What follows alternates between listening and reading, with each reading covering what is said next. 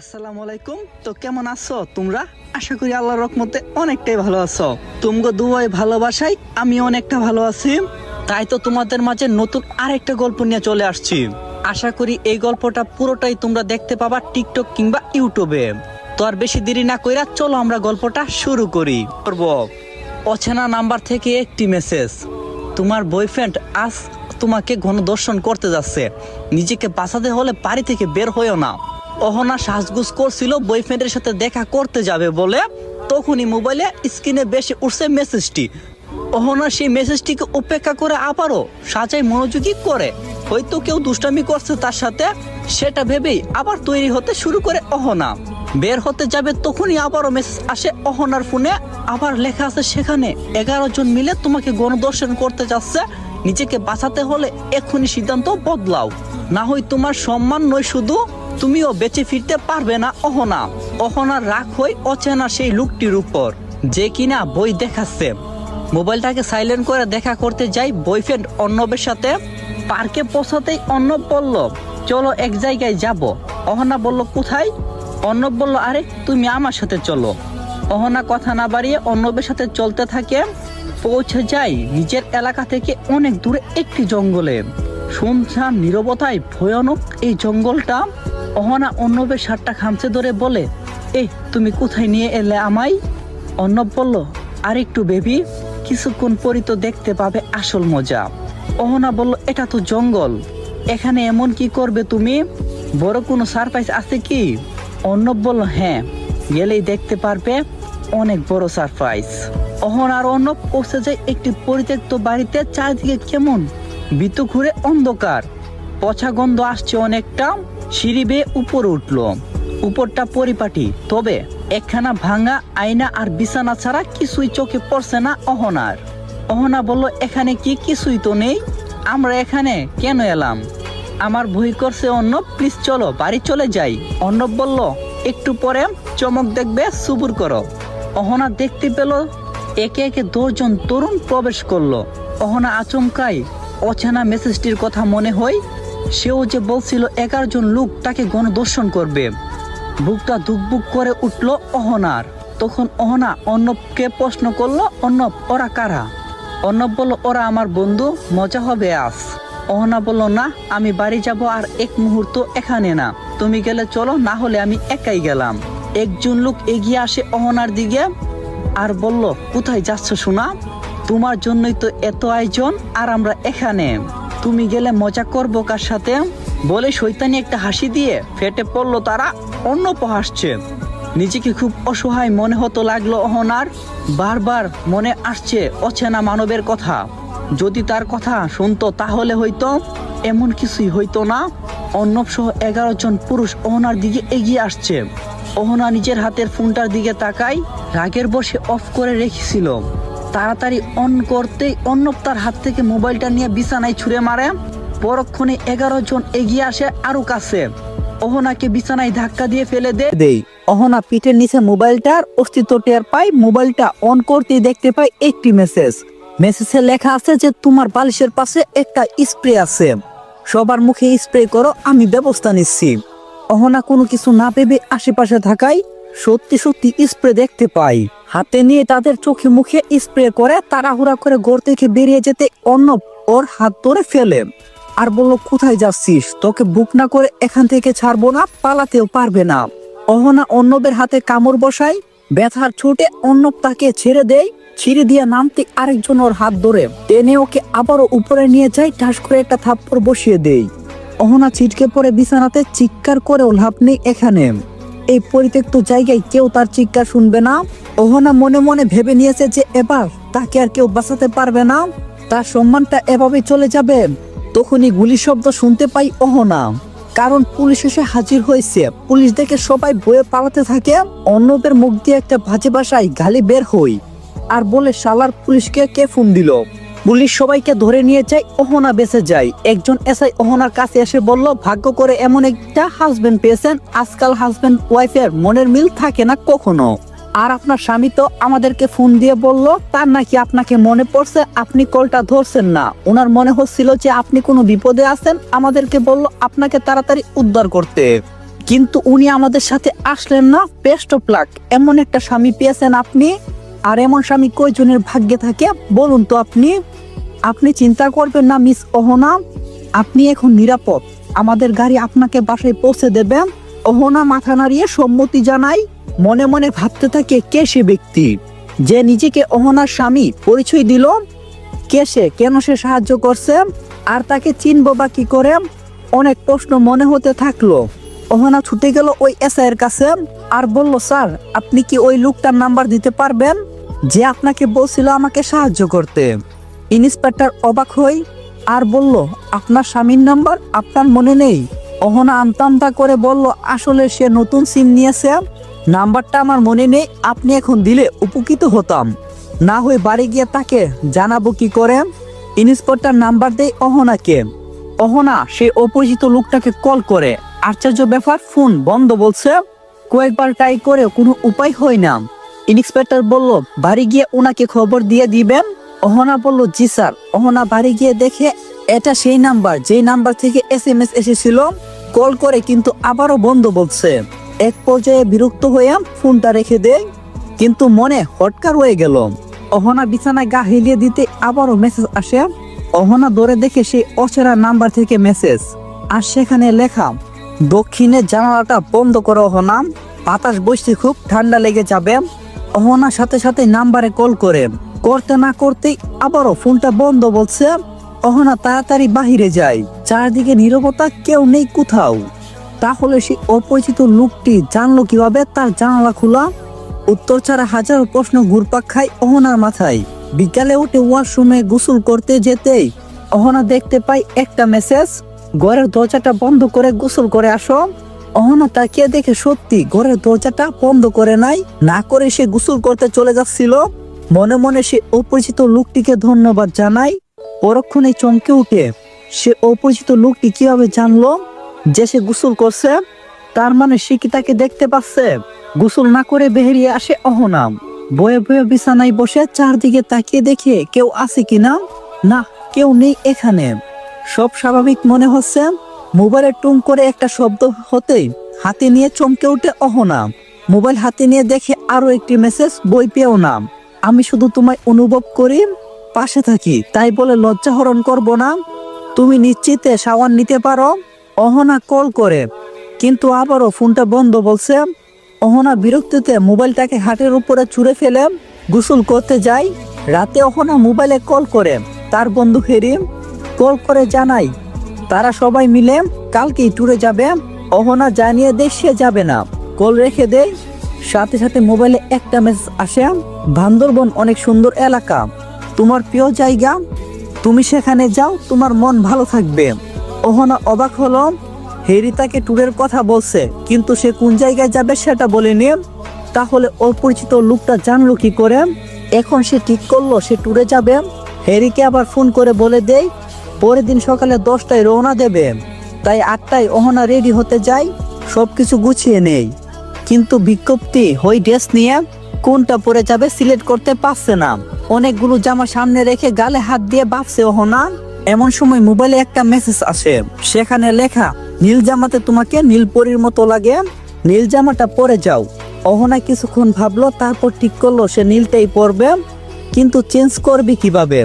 সে লোকটা যদি আবার সব দেখে নেই। সে বারবার মোবাইলে আসে, বাস্তবে না। অহনা অনেকক্ষণ ভেবে ফোনটা ড্রয়ারে রেখে দেয়।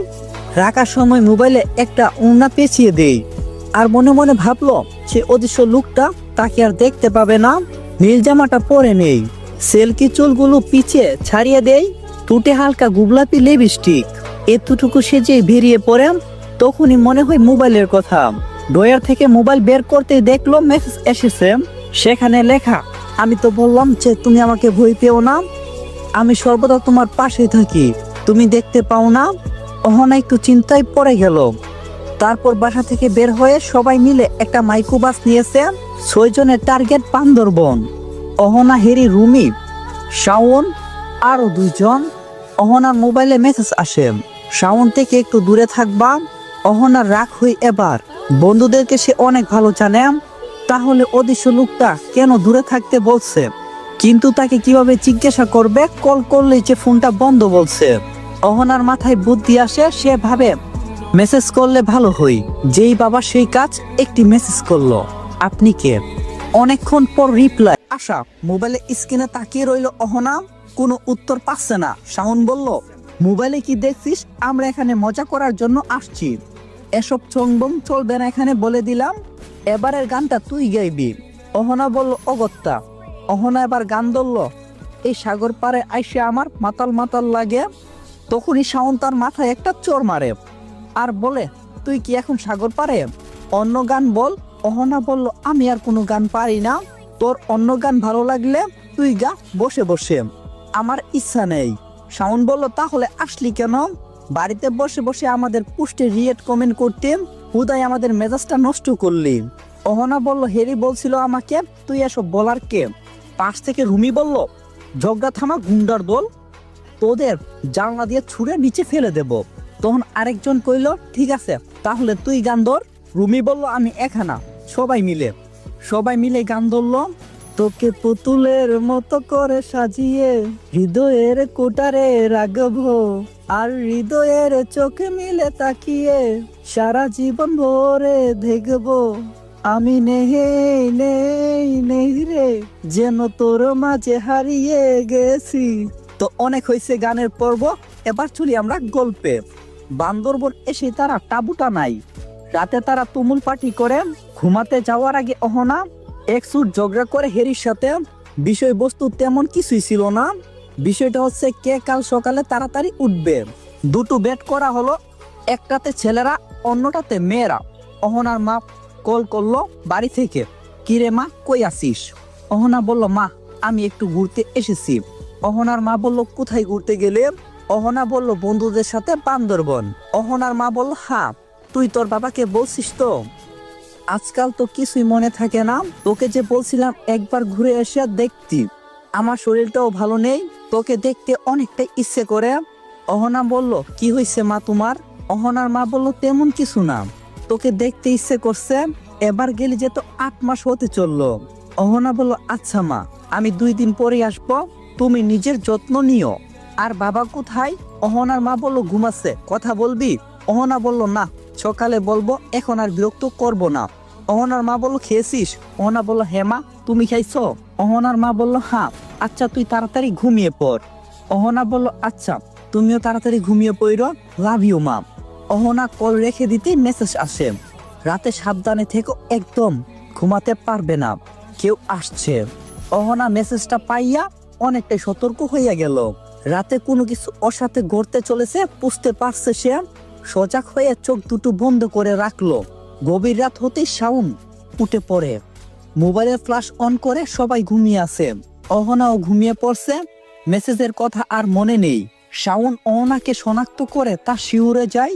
কামনায় তার দৃষ্টি স্থির, জিভ লোক লোক করছে, যেন লোভনীয় কোনো খাবার দেখছে সে। হালকা আলোয় অহনাকে চোখ দিয়ে গিলে খাচ্ছে। এক মুহূর্ত সময় নষ্ট না করে শাওন তার গালে স্পর্শ করে। মুহূর্তে শিউরে উঠল অহনা। অহনার মুখে লিপটে থাকা চুলগুলো আলতো করে সরিয়ে দেয় শাওন। হাত দুটো মিশিয়ে নিতে অহনা জেগে উঠে। শাওন সাথে সাথে মুখ চেপে ধরল তার। গুঙ্গানোর শব্দ ছাড়া আর কিছুই শোনা যাচ্ছে না।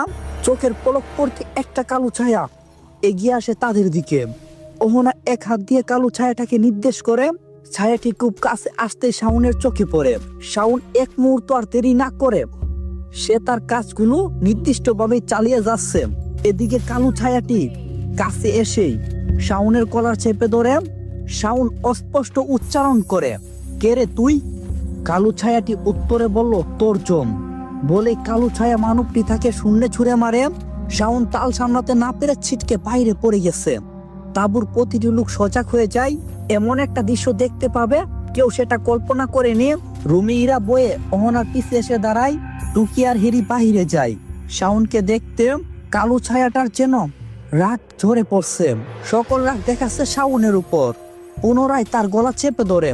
শাওনের চোখ দুটো যেন বাহিরে আসতে চাচ্ছে, জিভ বাহিরে আছে, চোখ পাল্টে গেছে। টুকি হিরে কেউ সাহস পাচ্ছে না তার সামনে যাওয়ার। 1 মিনিটের মাথায় শাওনের পান বেরিয়ে যায়। মাটিতে ছুঁড়ে ফেলে দেয় শাওনকে। অহনা বাইরে বেরিয়ে আসে, কিন্তু দেরি হওয়ার কারণে শাওনকে বাঁচাতে পারলো না। আচমকিত ঘটনায় সবাই হতভম্ব। তাঁবুতে ফিরে যায়, একজন অন্যজনকে শক্ত করে ধরে জড়িয়ে বসে থাকে। কালো ছায়াটি দাঁড়িয়ে আছে শাওনের উল্টোনো চোখের দিকে। ভয়ে অহনার পুরো গা যেন ঘামছে, অনবরত ঢেক গিলছে। ভয়ে ভয়ে একটু সামনে বাড়ায়, পুনরায় আবার এক কদম পিছিয়ে আসে। পরক্ষণে সাহস নিয়ে ছায়াটির সামনে এসে দাঁড়ালো, বলল, কে তুমি? কালো ছায়াটি অহনার দিকে তাকায়, তার চোখ জল করছিল। অহনা তার চেহারাটি পুরোপুরো দেখতে পায় না, শুধু একটা শরীরের কাঠামো আর আগুন জোড়া চোখ, আর কিছুই নজরে আসছে না। ভয় আরো বেড়ে যায়, নিজেকে আর সামলে রাখতে পারে না সে। কে তুমি? উত্তর দিচ্ছ না কেন? কালো ছায়াটি আবারও নিস্তব্ধ। অহনা হাত বাড়িয়ে দেই কালো ছায়াকে ছোঁয়ার জন্য। হাতটি কালো ছায়ার একদম কাছে আনতেই সে উধাও হয়ে যায়। অহনা খুঁজতে থাকে কিন্তু পায় না, কেমন ঘুরের মতো যেন কাজ করছে। মাটিতে লুটিয়ে পড়ে সে। সকালে অহনার জ্ঞান ফিরতে নিজেকে বাইরের মাটিতে আবিষ্কার করে উঠে গিয়ে তাঁবুতে যায়, দেখলো সবাই গুছগাছ করছে। অহনা জিজ্ঞাসা করলো, কিরে কোথায় যাচ্ছিস সবাই? অহনার কথার উত্তরে টিকু বলে, কিরে তুই কালো জাদু জানিস, আমাদেরকে মেরে দিবি এখানে থাকলে, তাই আমরা চলে যাচ্ছি, থাকবো না আর এক মুহূর্ত এখানে। অহনা বলল, আমি কালো জাদু জানি না, বিশ্বাস কর আমাকে, কাল রাতে যা হয়েছিল তার আমি কোনো কিছুই জানতাম না। অহনা এই কথাটা বলা মাত্রই হেরি তেরে আসে, শাওনকে মেরে দিলি, এবার কি আমাদেরও মারবি নাকি? একদম কথা বলবি না আমাদের সাথে, আজ থেকে তোর আর আমাদের রাস্তা আলাদা, আমরা কেউ আর বন্ধু নয়, আমাদের থেকে দূরে থাক, এইটাই ভালো হবে। হেরির কথার উত্তরে অহনা তেজ নিয়ে বলল, শাওন কাল রাতে আমার গায়ে হাত দিছিল, ঘুমন্ত পেয়ে সুযোগ নিচ্ছিল, তাই কেউ সাহায্য করতে এসেছিল, এখানে আমার কি দোষ? কেউ আর কোনো কথা বলল না। রুমি এতক্ষণে মুখ খুলল আর বলল, শাওন তো আগে থেকেই তোকে পেতে চেয়েছে, কাল রাতে হয়তো একটু বেশি করে ফেলছিল, তাই কি তুই ওকে মেরে দিবি? অহনা কাট গলায় বলে, আর কতবার বলবো আমি মারিনি। টিকু বলল, বাবা হুর মেয়ে খুর, শাওনের বাচ্চা মেয়ে দেখলে খেতে চাই। এবার নিজের পানটা দিল, শালা ব্রিটিশের দালাল মেয়ে দেখলে হুশ থাকে না, জানে না মেয়েগুলো ভয়ঙ্কর। টিকু কথা বলতেই সবাই গুছগাছ শেষে রওনা দেই। গাড়ি উঠতেই অহনা আসে। অহনা বলল, আমি রেডি, চলো আমিও যাই তোমাদের সাথে, এখানে সবকিছু অস্বাভাবিক ঘটছে আমার সাথে। হেরি গলা বাড়িয়ে বলে, তোকে নিয়ে মরবো নাকি? কি জানি পরে শিকার কাকে করিস। আমরা গেলাম, সবাই অহনাকে রেখে চলে গেল। অহনা একা একা গাছে বসে পড়ে, ভীষণ কান্না পাচ্ছে। মোবাইলটাকে আছাড় মারে, কাঁদতে থাকে। কিছুক্ষণ পর উঠে মোবাইলটাকে হাতে নেই, এটা ভেবে যে এই মুহূর্তে এটাই সম্বল, এটা হারিয়ে গেলে বাড়িতে যেতে পারবো না, রাস্তাঘাট চিনা নেই আমার। হাঁটতে থাকে আঁকা বাঁকা কাদামাটির রাস্তা ধরে, পাশে ঝর্ণা দেখতে পাই, জলপ্রপাত দেখতে আনন্দ পাই, ঝর্ণার পানিতে গা ডুবিয়ে দেই। কিছুক্ষণ পর শান্ত হয়ে পোশাক পরিবর্তন করে নেই। রাস্তার পাশে অসংখ্য ছোট ছোট দোকান, সেখান থেকে কিছুটা গুড় পিঠা নেই, বাহারি কয়েক প্রকার পিঠা খেয়ে আবারও হাঁটতে শুরু করে। কোথায় যাবে তা যেন তার জানা নেই। এক পর্যায়ে রাস্তার ধারে বসে পড়ে। হঠাৎ মনে পড়ে বন্ধুদের কথা, তাকে নিয়ে যায়নি বলে কালো ছায়াটি আবার যদি তাদের কোনো ক্ষতি করে, যদি রেগে যায় তাদের উপর। সত্যি সত্যি তাই হলো। সাথে সাথে অহনার ফোনে একটা কল আসে। হ্যালো হ্যালো অহনা, শুনছিস? ইরার কণ্ঠ এমন ভয়ানক দেখে অহনা আঁতকে ওঠে। কি হয়েছে তোর? বল আমাকে, কথা বল। ইহা বলল, ওই কালো ছায়াটা। ইরার বলার আর সুযোগ পেল না, তার আগে গাড়িতে বিস্ফোরণ হলো। অহনা চিৎকার দিয়ে উঠে আর বলে, ঘৃণা করি তোমাকে কালো ছায়া, কখনো দেখতে চাই না তোমাকে, আর কখনো আমার সামনে আসলে তোমাকে নিজের হাতে খুন করব। কালো ছায়াটির প্রতি অহনার রাগ বেড়ে যায়। বন্ধুরা একটু ভুল করে ফেলছে বলে এমন শাস্তি দিলি? মনে মনে সেই কালো ছায়াকে মেরে ফেলার চোখ কষতে থাকে অহনার মন। সন্ধ্যা নেমে এলো, চারিদিকে অন্ধকার। একলা একটা মেয়ে মানুষ কি করবে, কোথায় যাবে বুঝতে পারছে না। হঠাৎ মনে হলো দূর থেকে কেউ তাকে পর্যবেক্ষণ করছে। এখানে পথে পথে বিপদ, একা থাকলে আরো বেশি। বাড়িতে অসুস্থ বাবা মা ছাড়া কেউ নেই অহনার, কাকে জানাবে, কি করে বা বাড়িতে যাবে?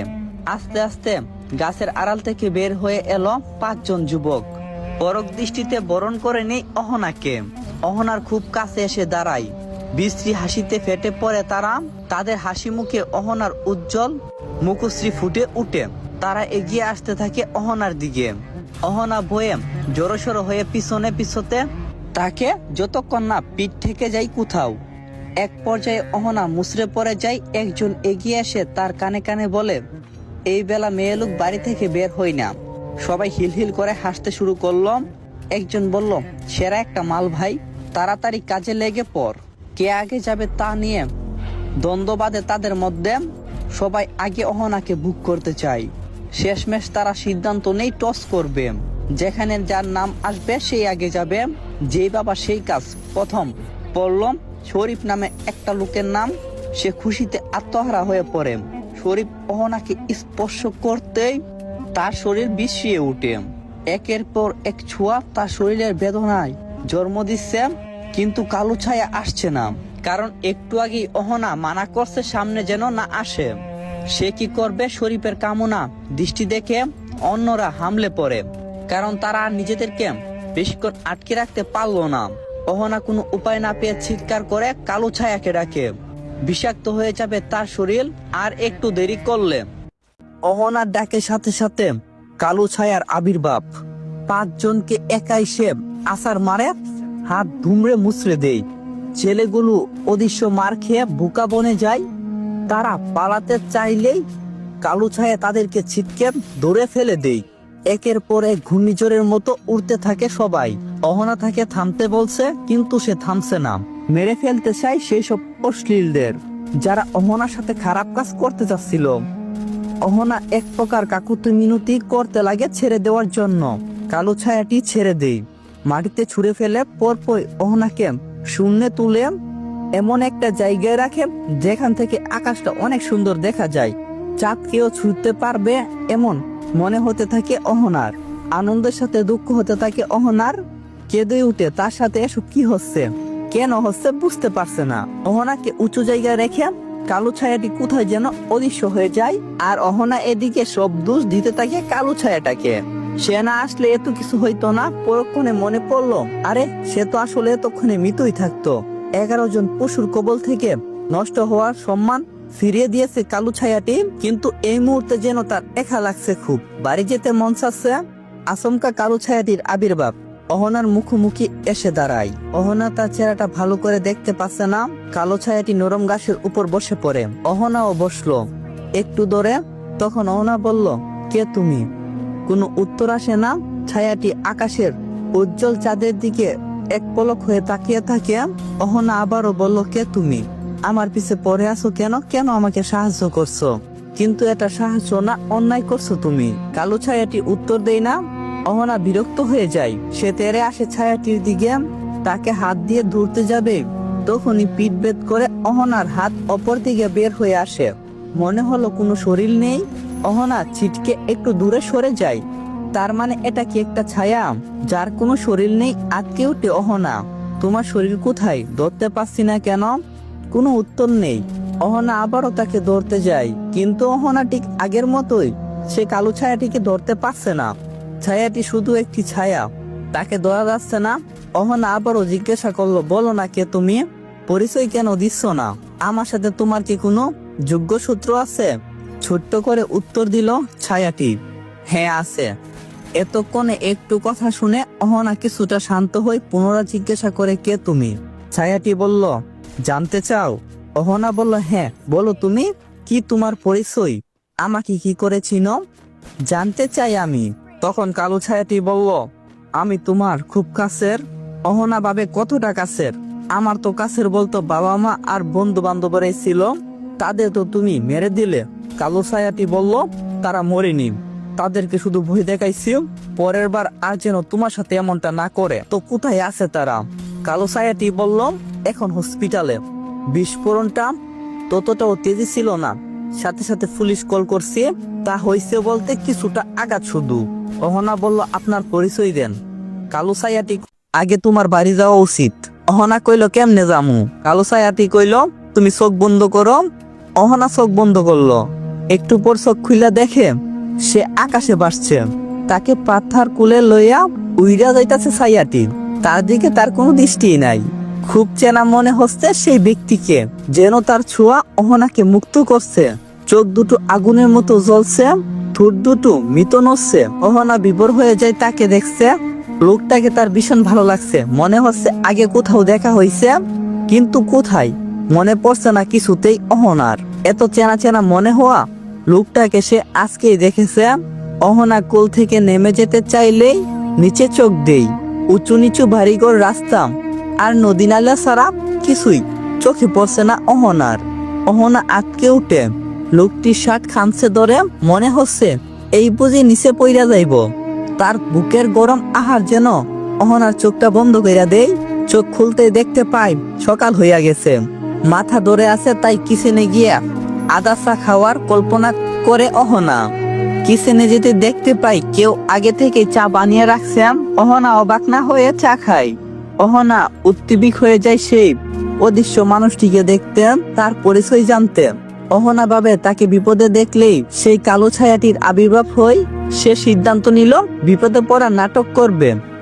তাই সে একটা চেয়ারে পা দিয়ে ওয়ার্ড্রপের উপর থেকে বই আনার চেষ্টা করে।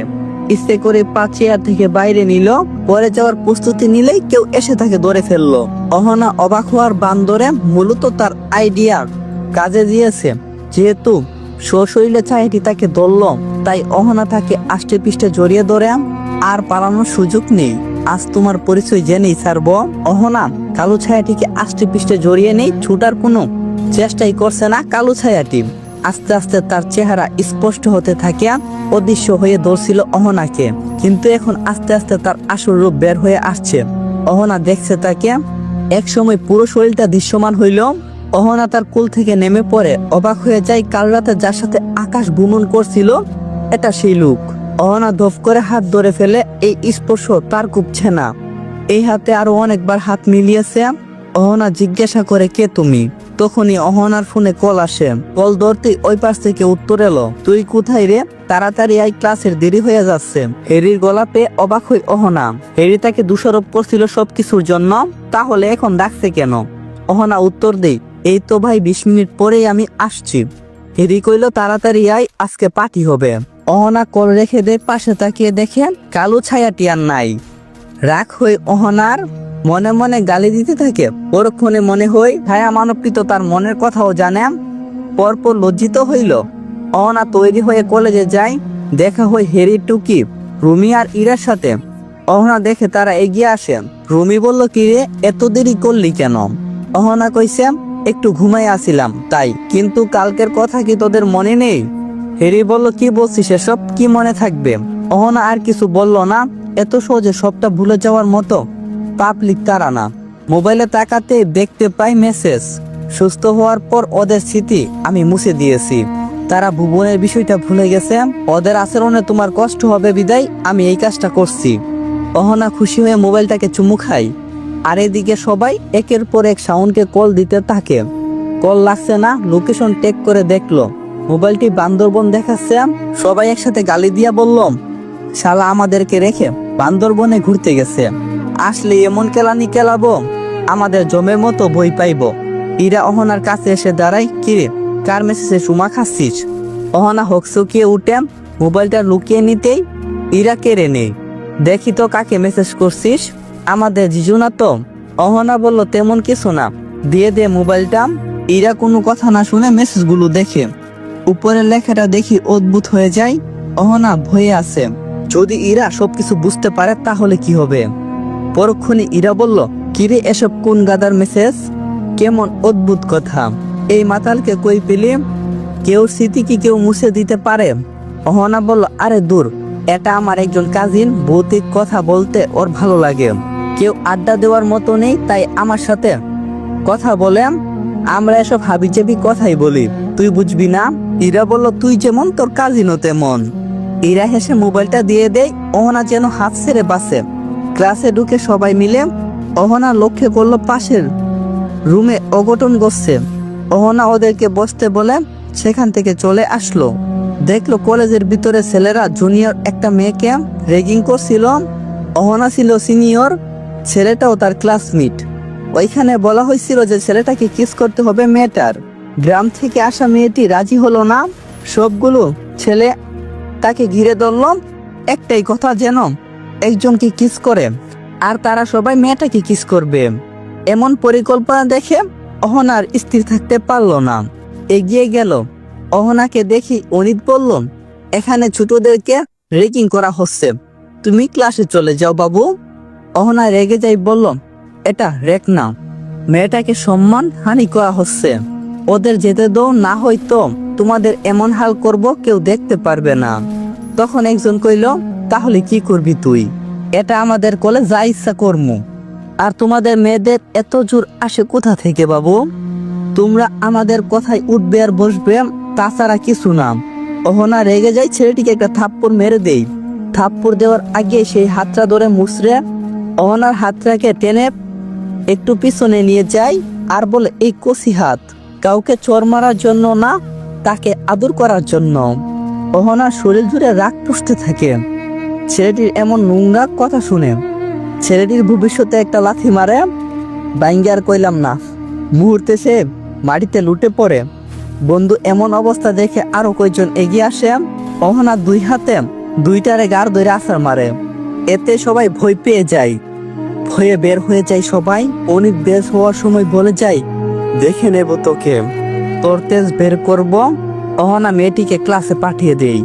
নিজের হাতের দিকে তাকিয়ে আসে সে, আর মনে মনে ভিড় করে বলে, আরে আমার শরীরে এত শক্তি কোথা থেকে আসলো? দুইটা মানুষকে আমি কেমনে ছুঁড়ে মারলাম? আমার তো এখন ফুলকেও টোকা দিতে ব্যথা করে। অহনা ক্লাসে বসেছিল, হঠাৎ মনে হলো কেউ তার পাশে বসে আছে, তার শরীরের ঘ্রাণ নিচ্ছে। অহনা সরে বসে, আবারও মনে হচ্ছে কেউ তার কাছে। অহনা প্রশ্ন করে, তুমি কি আমার পাশে? কোনো উত্তর আসে না। শিক্ষক দেখলো অহনা অমনোযোগী, তাকে দাঁড়াতে বলে। অহনা কাসুমাসু হয়ে দাঁড়ালো। শিক্ষক প্রশ্ন করলে, একা একা কার সাথে কথা বলছো? অহনা আমতামতা করে বলল, না স্যার, আমি কারোর সাথে কথা বলিনি। স্যার বলল, আমি স্পষ্ট দেখলাম। ক্লাসে মনোযোগী দাও, আর না হয় বের হয়ে যাও। অহনা বলল, সরি স্যার, আর ভুল হবে না। স্যার বলল, আচ্ছা তাহলে বসো। অহনা বসেই কালু ছায়াকে উদ্দেশ্য করে বলল, তোমার জন্য এসব হলো। আমি জানি তুমি এখানে আমার পাশে আসো, কথা বলতে পারো না নাকি, ব্রাশ করুনি? অহনার কথায় কালো ছায়াটি কেমন জানি একটা হেসে ওঠে, তবে সেটা অহনা ছাড়া কেউ শুনতে পায়নি। ছায়াটি জানালার কাছে চলে যায়। অহনা জানালার দিকে তাকিয়ে হাসে। আবারও শিক্ষকের নজরে পড়ে যায়। শিক্ষক জালালু বাক্যে বলল, এখনই বের হয়ে যাও বলছি। অহনা বলল, স্যার আসলে। অহনাকে থামিয়ে দিয়ে স্যার বলল, বের হয়ে যাও। অহনা বের হয়ে যায় ক্লাস থেকে। অহনা ক্লাস থেকে বের হতেই কালো ছায়াটি তার পাশে এসে দাঁড়ায়। পিনপতন নীরবতা। অহনা লেগে আছে, মুখ ফুলিয়ে দীর্ঘ নিঃশ্বাস ছাড়ছে। তোমার যোগ্যতা নেই আমার পাশে দাঁড়ানোর। অপরিচিত কেউ আমার পাশে দাঁড়িয়ে থাকুক, সেটা আমি চাই না। কালো ছায়াটির চোখ তুলে তাকাই অহনার দিকে। তুমি নিজেই ভুলে গেছ আমি তোমার অপরিচিত কেউ না। অহনা কালো ছায়াটির দিকে তাকাই আর বলল, কোনোভাবেই মনে পড়ছে না। কিন্তু আমি তোমাকে চিনি না, কে তুমি? কালো ছায়াটি বলল, আমি বলে থেমে যাই। তখন আবার অহনা জিজ্ঞাসা করে, বলো কে তুমি? অহনা আগ্রহ নিয়ে তাকাই কালো ছায়াটির দিকে। সেও পূর্ণ দৃষ্টি দেয় আর বলে, আমি মাহমিদ। অহনা অবাক হয়ে থাকাই আর বলে, কিন্তু কি? আর মাহমিদ নামটা তো আমার খুব চেনা মনে হচ্ছে, কিন্তু তাও মনে পড়ছে না। আমাদের কি আগে কখনো দেখা হয়েছিল? কালো ছায়াটি বলল, দেখা নয়, মনের মিল ছিল। অহনা বলল, তোমার কথার মাথা মুন্ডু আমি কিছুই বুঝতে পারছি না। তখন মাহমিদ নামের জিনটা বলল, তুমি বলো তো আজ থেকে 2 মাস বা 3 মাস আগে তোমার সাথে কি ঘটেছিল? অহনা বলল, আমি জানি না, মনে নেই। মাহমিদ নামক জিনটা বলল, 5 থেকে 6 মাস আগে কি ঘটেছিল জানতে চাও? অহনা ভাবে, কিন্তু তার ভাব শূন্য। অহনা যেন কিছুতেই মনে পড়ছে না। আগামী কিছু মাসের কথা মনে পড়ছে না। 1 মাস আগে কি হয়েছিল আমার মনে পড়ছে না কিছু। মাহমিদ নামক জিনটা আবার বলল, কারণ কোনো ঘটনাই তোমার মনে নেই। আর মাহমিদ নামক জিনটা বলল, তুমি বলেই চুপ হয়ে গেল। কারণ ক্লাস শেষে সবাই বের হচ্ছিল, তাই মাহমিদ চুপ হয়ে গেল, উদাও হয়ে গেল কোথাও। অহনা বাড়ি যাই। অহনা একটা ভাড়া বাড়িতে থাকে। মালিক একজন মহিলা, খুব খিটখিটে মিজাজে। তিনি একদম অনিয়ম পছন্দ করেন না। হেরি কল করে অহনাকে, কই গেলি তুই? পার্টি অ্যারেঞ্জ করছি, আসবি কখন? অহনা বলল, সরি ব্রো, আমার মনে ছিল না। ক্লাস শেষে বের হয়ে পড়ছি, শরীরটাও ভালো নাই আমার, আমি ঘুমাবো। হেরি বলল, তোর ঘুমের মায়েরে বাপ, এখন তুই আসবি? এত কিছু জানতে চাই না। অহনা বলল, আচ্ছা তাহলে আমি আসছি। অহনা নিজেকে জোর করে ঠেলতে ঠেলতে পুনরায় রেডি হয়ে কলেজে যায়। সেখানে গিয়ে কাউকে দেখতে পেল না, তাই হেরিকে কল করে হেরি বলল তাদের বাড়িতে আসতে। অহনা রেগে যাই, একটু আগে কলেজে আসতে বললি, এখন তোর বাড়িতে যাব কেন? আমাকে কি ঘানি টানার বরদ পেয়েছিস? হেরি বলো, উফ, রাগ করিস না, তোর কি মাথা খারাপ নাকি? পার্টি তো বাড়িতে দিমু, কলেজ অফিসে কেউ পার্টি দেই। অহনা বলল, আচ্ছা আমি আসছি। ও আর কোনো কথা পারলো না। অহনা কলটা রাখতেই তার বাড়ি থেকে কল আসে। অহনার বাবা কল করছে, কাঁদছেন তিনি। মা তুই কেমন আছিস? অহনা কইল, আলহামদুলিল্লাহ আব্বা, আমি ভালো আছি। আপনারা কেমন আছেন? গলাটা কেমন জানি শুকনো মনে হচ্ছে। অহনার বাবা রুস্তম আলী ঝরঝর করে কেঁদে উঠে আর বলে, তোর মা নেই? অহনা আটকে উঠে আর বলল, কি বলছো বাবা? তুমি মায়ের কাছে কল দাও, আমি কথা বলবো। রুস্তম নিজেকে সামনে নেই আর বলল, হ্যাঁ রে মা, সুমা আমাদেরকে ছেড়ে চলে গেছে। তুই তাড়াতাড়ি তোর মাকে দেখতে আয়, তোকে শেষবারের মতো দেখতে চেয়েছিল, পারেনি। তুই তাকে শেষ দেখা দেখে যা। অহনা বলল, বাবা তুমি কাঁদবে না, আমি আসছি এখনই। অহনার মনটা যেন এক মুহূর্তে ভেঙে চুরমার হয়ে গেল। মা তাকে দেখতে চেয়েছিল শেষবারের মতো, কিন্তু সে দেখতে দেয়নি, কারণ ছুটি পাওয়ার পরেও অহনা চায়নি তার মায়ের কাছে গ্রামের বাড়িতে। এরই কল করতে থাকে বারবার। লোকেশন টেক করে জানতে পারে অহনা আসবে না, অন্য কোথাও আছে। অহনা বেলা একটাই বাড়ি পৌঁছে যায়। মাকে খাটিয়ায় দেখে অচরে কেঁদে উঠে। পাগলের মতো আচরণ করে সে। মাকে সে কিছুতেই নিয়ে যেতে দেবে না। মাকে জড়িয়ে ধরে অঝরে কান্না করতে থাকে। রুস্তম তাকে টেনে বুকে নেই। দাফন করা হয় অহনার মাকে। অহনা দক্ষিণ জানালার পাশে মুখ করে বসে আছে। টিনের চালে জমজম বৃষ্টি পড়ছে। অহনার মনে হলো মা তাকে বলছিল বৃষ্টির সময় যদি আল্লাহর কাছে কোনো কিছু চাওয়া হয় তাহলে সেটা পাওয়া যায়। অহনা কাঁদতে কাঁদতে তার মাকে ফেরত চায়। রুস্তম মেয়ের এই অবস্থা দেখে তার মাথায় হাত বুলিয়ে দেয়। সারাদিন কিছু খায়নি অহনা। রুস্তম কিছু খাবার নিয়ে আসে। অহনা দক্ষিণের দুয়ারের দিকে তাকিয়ে আছে, কিছুই মুখে তুলছে না। এক মনে তাকিয়ে সে এক সময় আন্দাজ করে তার পাশে কেউ বসে আছে। তাকিয়ে দেখে তার বাবা। তারপর অহনা বলল, বাবা তুমি এখন বিশ্রাম নাও, আমি খাবার খেয়ে নেব। রুস্তম চলে গেল। অহনা পাশে না ফিরতেই বলল, ভাবিনি এখানেও আসবে? মাহমিদ বলল, আমার যে আসতে হবে। অহনা বলল, কেন? তুমি এখানে আর আমার বাড়িতে আমি এসেছি, তোমার কি কাজ? মাহমিদ কিছুই বলে না, সেও দক্ষিণের দিকে তাকিয়ে আছে। অহনা বলল, উত্তর নেই। মাহমিদ সরে যায় অহনার থেকে। সেও যে উত্তর দিতে চায় না। বিকাল হতে অহনা ঘুম থেকে উঠে। সন্ধ্যা হবে পাই পাই। গ্রামের নাম ইলাসপুর। গ্রামের পাশে একটা নদী। অহনা সন্ধ্যা উপভোগ করতে নদীর পাড়ে যায়। মিষ্টি বাতাসে গা হালিয়ে দেয়। পিছন থেকে কারো চিৎকার শুনে অস্বাভাবিক ভয় পেয়ে যায়। দেখলো সাদা তান পরা একটি মেয়ে তার দিকে এগিয়ে আসছে। অহনা ভাবলো এটা তার চোখের ভ্রম, কিন্তু একদম কাছে আসায় বিশ্বাস করলো এটা জলজান্ত একটা মানুষ। তার শরীরে ক্ষত চিহ্ন, কেউ তাকে খুব মেরেছে।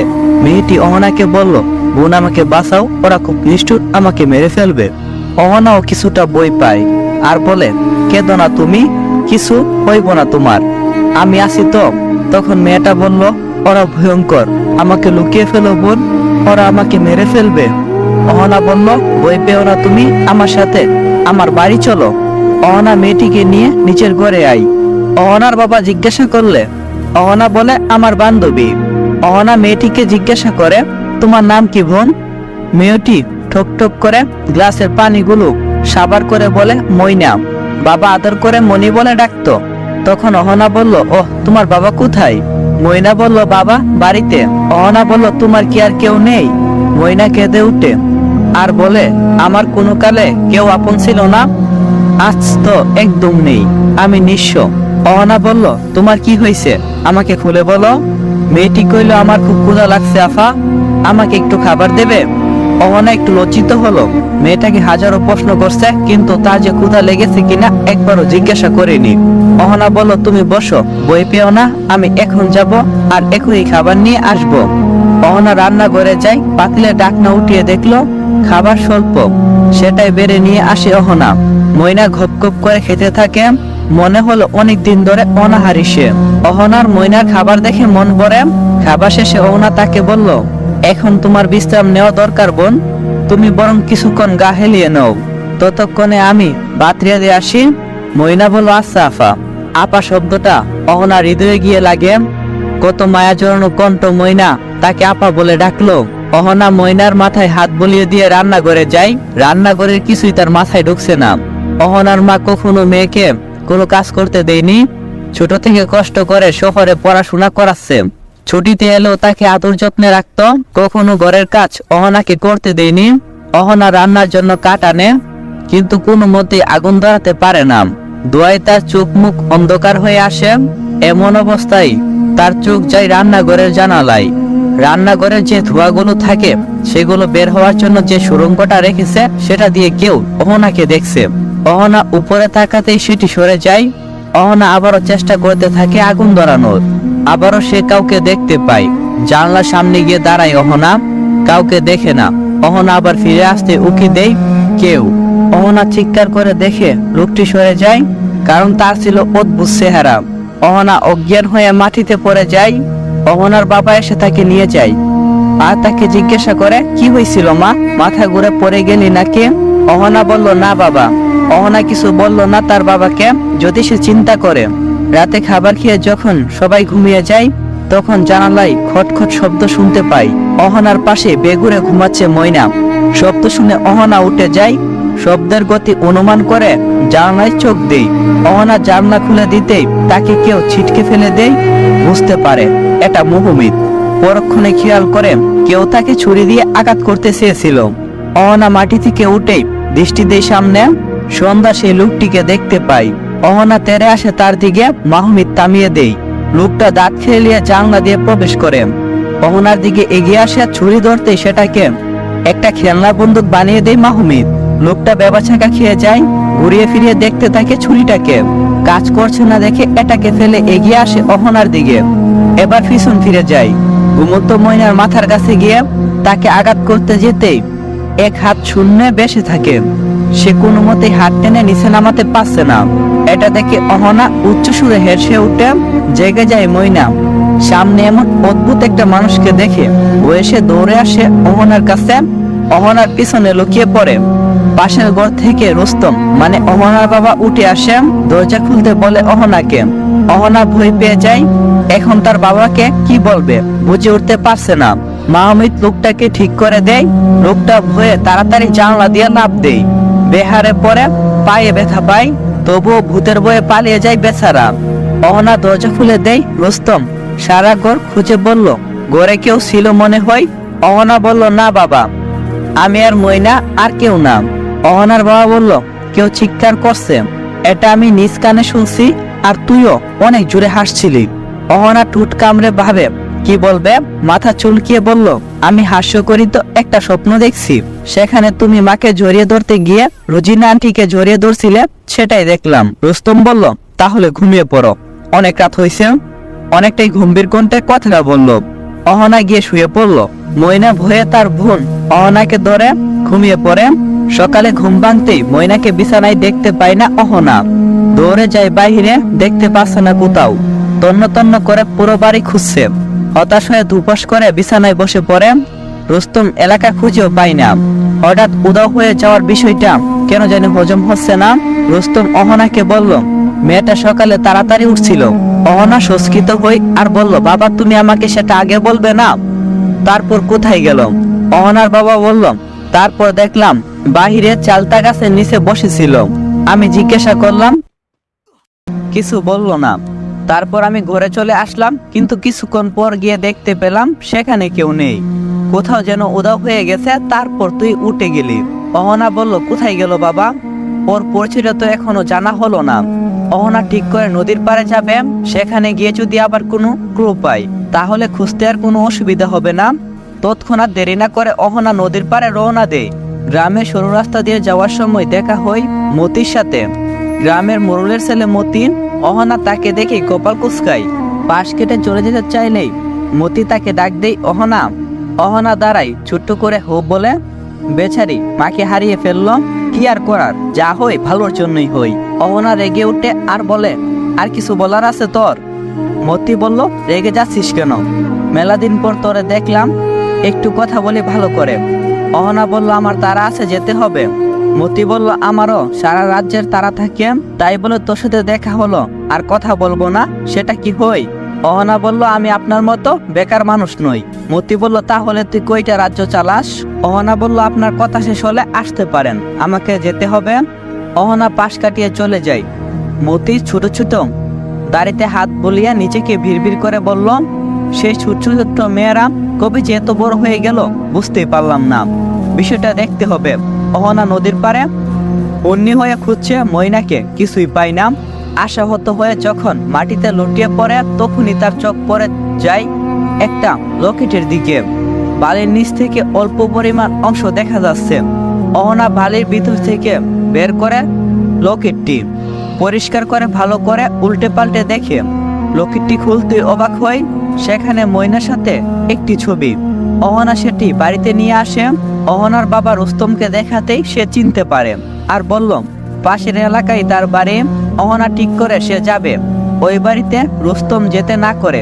কিন্তু অহনা সিদ্ধান্ত নিয়েছে সে যাবেই। লোকটি ঠিকানা বের করে অহনা রওনা দেয়। একটা অটো নিয়ে তার বাড়িতে পৌঁছায়। কয়েকজন লোককে জিজ্ঞাসা করে বাড়ির খবর নেই। একটা বহু পুরানো বাড়িতে তাকে লোকটা নাম বশির। দরজা ধাক্কাতে বশির ঘুম থেকে উঠে বের হয়ে আসে। অহনাকে দেখে জিজ্ঞাসা করে, কাকে খুঁজছেন আপনি? অহনা লকেটটা বশিরের হাতে দেয়। লকেট দেখি বশির হাউমাউ করে কেঁদে উঠে। মুহূর্তেই ভেঙে পড়ে। এমনিতেই সারা রাত কান্না করে কাটিয়েছে।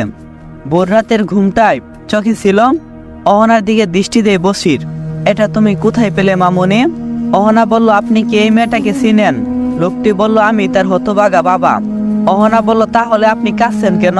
তখন লোকটি বলল, আমি জানি না কে তুমি। তুমি হয়তো জানো না, কালকে আমার মেয়েটা এই পৃথিবী থেকে বিদায় নিয়েছে। বলে বশির অচরে কাঁদতে লাগলো। অহনার পা দুটো যেন অবশ হয়ে আসে।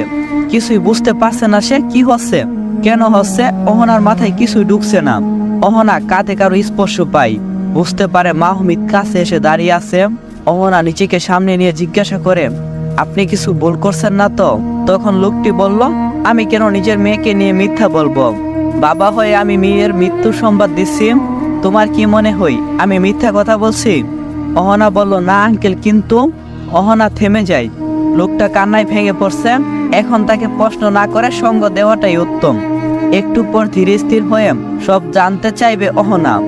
অনেকগুলো প্রশ্ন অহনার মাথায় ঘুরপাক খায়। যদি ময়না কালকে মারা যায় তাহলে আজ সকাল পর্যন্ত তার সাথে কে ছিল? দেখে তো মনে হয়নি সে মৃত। মাথা ধরে বসে আছে অহনা। ময়নাকে সে কিছুতেই মৃত্যু ঘোষণা করতে পারছে না। অহনা মাথার ব্যথায় কুকড়িয়ে উঠে নিজেকে সামনে নেই। বশিরকে জিজ্ঞাসা করে, আপনি কি আপনার মেয়ে ডেড বডি দেখছেন? বশির হতভম্ব হয়ে উঠে আর বলল, আমি নিজের হাতে নিজের মেয়েকে দাফন করছি। অহনা আরেকটা ঝটকা খায়। লোকটা তার মেয়েকে নিজ হাতে দাফন করলে কাল রাতে আমার সাথে কার দেখা হয়েছিল, সে কে? অহনা পুনরায় বলল, দয়া করে আপনি পুরো ঘটনাটা আমাকে বলুন। কি করে আপনার মেয়ে মারা গেল? তখন বশির মিয়া কইল, আমার মেয়ের জামাই কয়দিন আগে মরছে। রাগে দুঃখে আমার মেয়েও গলায় ধরে দিল।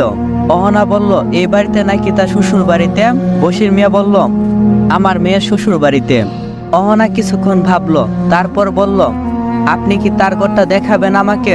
বশির মিয়া বলল, নিশ্চয়ই। আমার মেয়ে খুব শৌখিন ছিল। তার ঘর সবসময় আয়নার মতো ঝকঝক করত, বাহারি জিনিসে ভরপুর। আসো আমার সাথে। অহনা বশিরের পিছনে যাই। দেখলো ঠিক বসে লোকটা। বাহিরি সাজে ঘরটা। অহনা নিজের ঘরের কথা মনে পড়ল। একবার যখন টুকি ওর ঘরে এসেছিল তখন অহনা ওয়াশরুমে ছিল। বের হতেই টুকি নাক ছিটকে বলল, গরুর গোয়ালটাও তোর ঘর থেকে অনেক সুন্দর।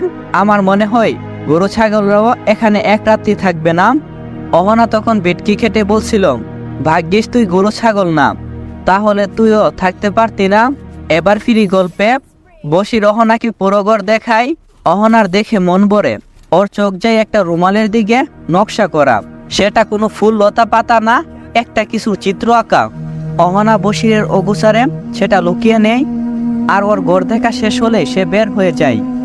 বশির থেকে বিদায় নিতেই সে প্রশ্ন করে, আমার মেয়েকে নিয়ে তুমি এত কিছু জানতে চাইলে? আমি জানি না কে তুমি, যদি পরিচয়টা দিতে। অহনা বলল, আমি তার সিনিয়র ছিলাম স্কুলে। বশির মিয়া কইল, আমার মেয়ে তো ক্লাস 6 পর্যন্তই পড়ছে, আর এতদিন পর তুমি তাকে খুঁজতে আসলে? অহনা ঘাবড়ে যায় আর বলল, অনেক আগেই তার সাথে কথা হয়েছিল, আর আমি বাড়িতে আসতে পারিনি, তাই তার খবর নিতে পারছিলাম না। কোনো রকমে বিদায় নিয়ে বের হয়ে যায় অহনা। অনেকগুলো প্রশ্ন জমা হয়েছে তার মনে, কিন্তু কোনো উত্তর জানা নেই। অনেক সময় উত্তর আমাদের সামনে থাকে কিন্তু আমরা দেখতে পাই না। অহনা বসিরে থেকে তার মেয়ের শ্বশুরবাড়ির ঠিকানা নিয়েছিল, এখন তার গন্তব্য হলো ময়নার শ্বশুরবাড়ি। দুপুরের খাবার খেয়ে অহনা রওনা দেয় ময়নার শ্বশুরবাড়ি। চাকরের সমাগম মানুষের চেয়েও বেশি। অহনা গেটে পার হতেই দারোয়ান তাকে আটকে দেয়। অহনা লম্বা ঘুমটা টেনে বলল, আমি ভিতরে যেতে চাই, ভিতরে বাইরের লোক যাওয়া নিষেধ। তখন অহনা বলল, আমি তাদের আত্মীয় হই। দারোয়ান বলল, কেমন আত্মীয়? এই বাড়িতে 30 বছর ধরে আমি আছি, এমন কোনো আত্মীয় নাই যে আমার অচেনা। অহনা বলল, তাদের বাড়ির বউয়ের আত্মীয়দেরকেও আপনি চিনেন? দারোয়ান বলল, না। অহনা বলল, তাহলে এই বাড়ির মালিকের বাবার ভাইয়ের চাচাতো বোনের মেয়েকে চিনেন? দারোয়ান কিছুক্ষণ ভেবে নেই, না, চিনি না। চিনবেন কি করে, বুড়ো হয়ে গেছেন তো তাই। আমাকে এখন ভিতরে ঢুকতে দেন, তা না হলে আমি বড়বাবুর কাছে গিয়ে নালিশ দেব, আপনার চাকরি চলে যাবে। দারোয়ান বলল, না, ঠিক আছে, আপনি ভিতরে যান, কিছু বলবেন না মালিককে। অহনা ভিতরে চলে যায়। কিছুক্ষণ পর চাকরানি দেখতে পেয়ে অহনা তাকে বলে, তুমি কি এই বাড়িতে থাকো? চাকরানি বলল, হ্যাঁ। অহনা বলল, তাহলে এই বাড়ির বৌমা নাকি মারা গেছে? চাকরানি বলল, কোনটা, ছোটটা নাকি বড়টা? অহনা অবাক হয়ে যায়, বড় বউ না ছোট বউ সে তো জানে না। বলল, দুইজনই। তখন কাজের মেয়েটা বলল, দাঁড়ান আপা, আমি গামছাটা রেখে আহি। গামছাটা রেখে এসে অহনার কাছে আসে আর বলল, তাহলে এখন কোন আফা, আমনে কি কইছিলেন?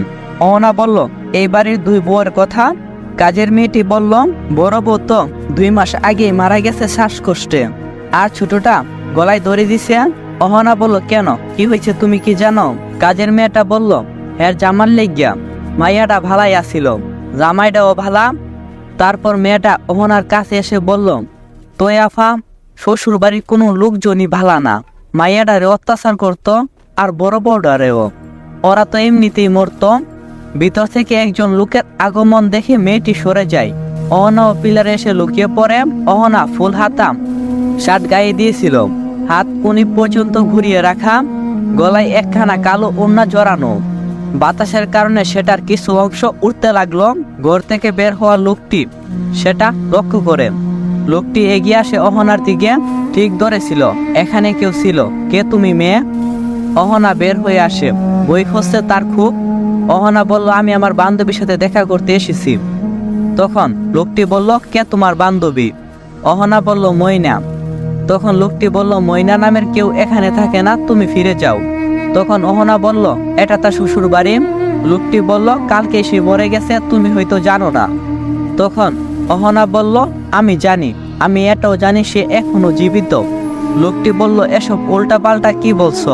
সবাই সাক্ষী আছে, জিজ্ঞাসা করো। অহনা বলল, আমি বিশ্বাস করি না, নিজের চোখে না দেখলেই কিছুই বিশ্বাস হয় না আমার। তখন লোকটি বলল, তোমার বিশ্বাসের জন্য কি আরেকবার কাউকে মেরে দেখাবো? অহনা বলল, কি বললেন, আপনি কাকে মারছেন? লোকটা বলল, কথা বাড়িও না, তোমার মতো মেয়ে কিছুই করতে পারবে না, এখান থেকে চলে যাও, ভালোই ভালোই, না হই ময়নার মতো অবস্থা তোমারও হবে। অহনা বলল, আমি যাব না।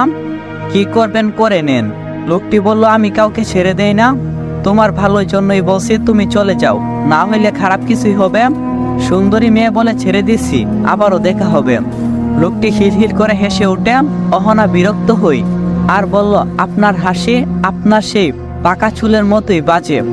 অহনার কথায় লোকটির হাসি থেমে যায় আর সে বলল, সুন্দরী মেয়েদের গালিতেও শান্তি পাওয়া যায়, তোমার দিকে নজর পড়ছে আমার, এখন চলে যাও, পরে আবার দেখা হইবই, কারণ আমার নজর যার উপরে পড়ছে তাকে সে আমার করেই ছাড়ছি, বিদায় সুন্দরী। অহনা নাক চেপে ধরে, আপনার থেকে অনেক গন্ধ আসছে, সরে দাঁড়ান। লোকটি চলে যায়। একজন চাকরানি এসে বলল, এই বাড়িতে যে একবার ঢুকে সে বের হতে আমি দেখিনি, তা সবাই কোথায় যায় আমি জানি না, বিশেষ করে মাইয়ারা। অহনা বলল, কি এসব বলছেন আপনি, মানে কি, আর ওই লোকটা কে? চাকরানি বলল, এই বাড়ির ছোট ছেলে, গাউরা ফুরা। আফা, আমনে চলে যান, বিপদে পড়বেন। তখন অহনা বলল, আমাকে নিয়ে তুমি চিন্তা করো না, এটা বলো, তুমি ময়নার লাশের চেহারা কি তুমি দেখছো? মেয়েটি বলল, না আপা, তারা তো তাড়াতাড়ি দাফন করে দিছিল, তার বাপরেও দেখতে দেয় নাই। অহনা বলল, তাহলে তুমি চলে যাও। মেয়েটি চলে যেতে অহনা গেটের দিকে পা বাড়ায়। উড়তে তার পা থেমে যায়, গাছের আড়ালে চলে যায়। একজন লোক ভিতরে ঢুকছে, তাকে চেনে অহনা।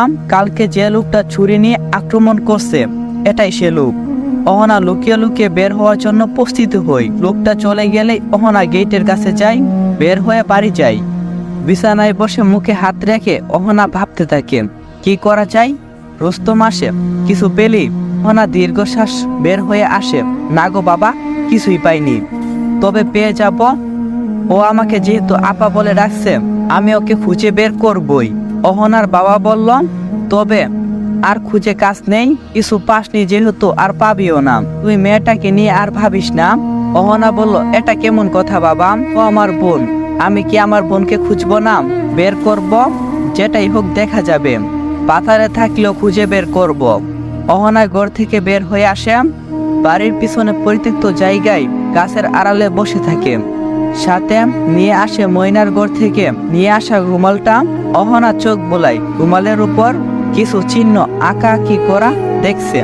খুব সূক্ষ্ম নজরে দেখল ছোট ছোট ঘরগুলিতে বর্ণমালার মতো কয়েকটি অক্ষর। অহনা অক্ষরগুলো একে একে সাজানোর চেষ্টা করে অনেকক্ষণ পর বের করলো আসল মানে।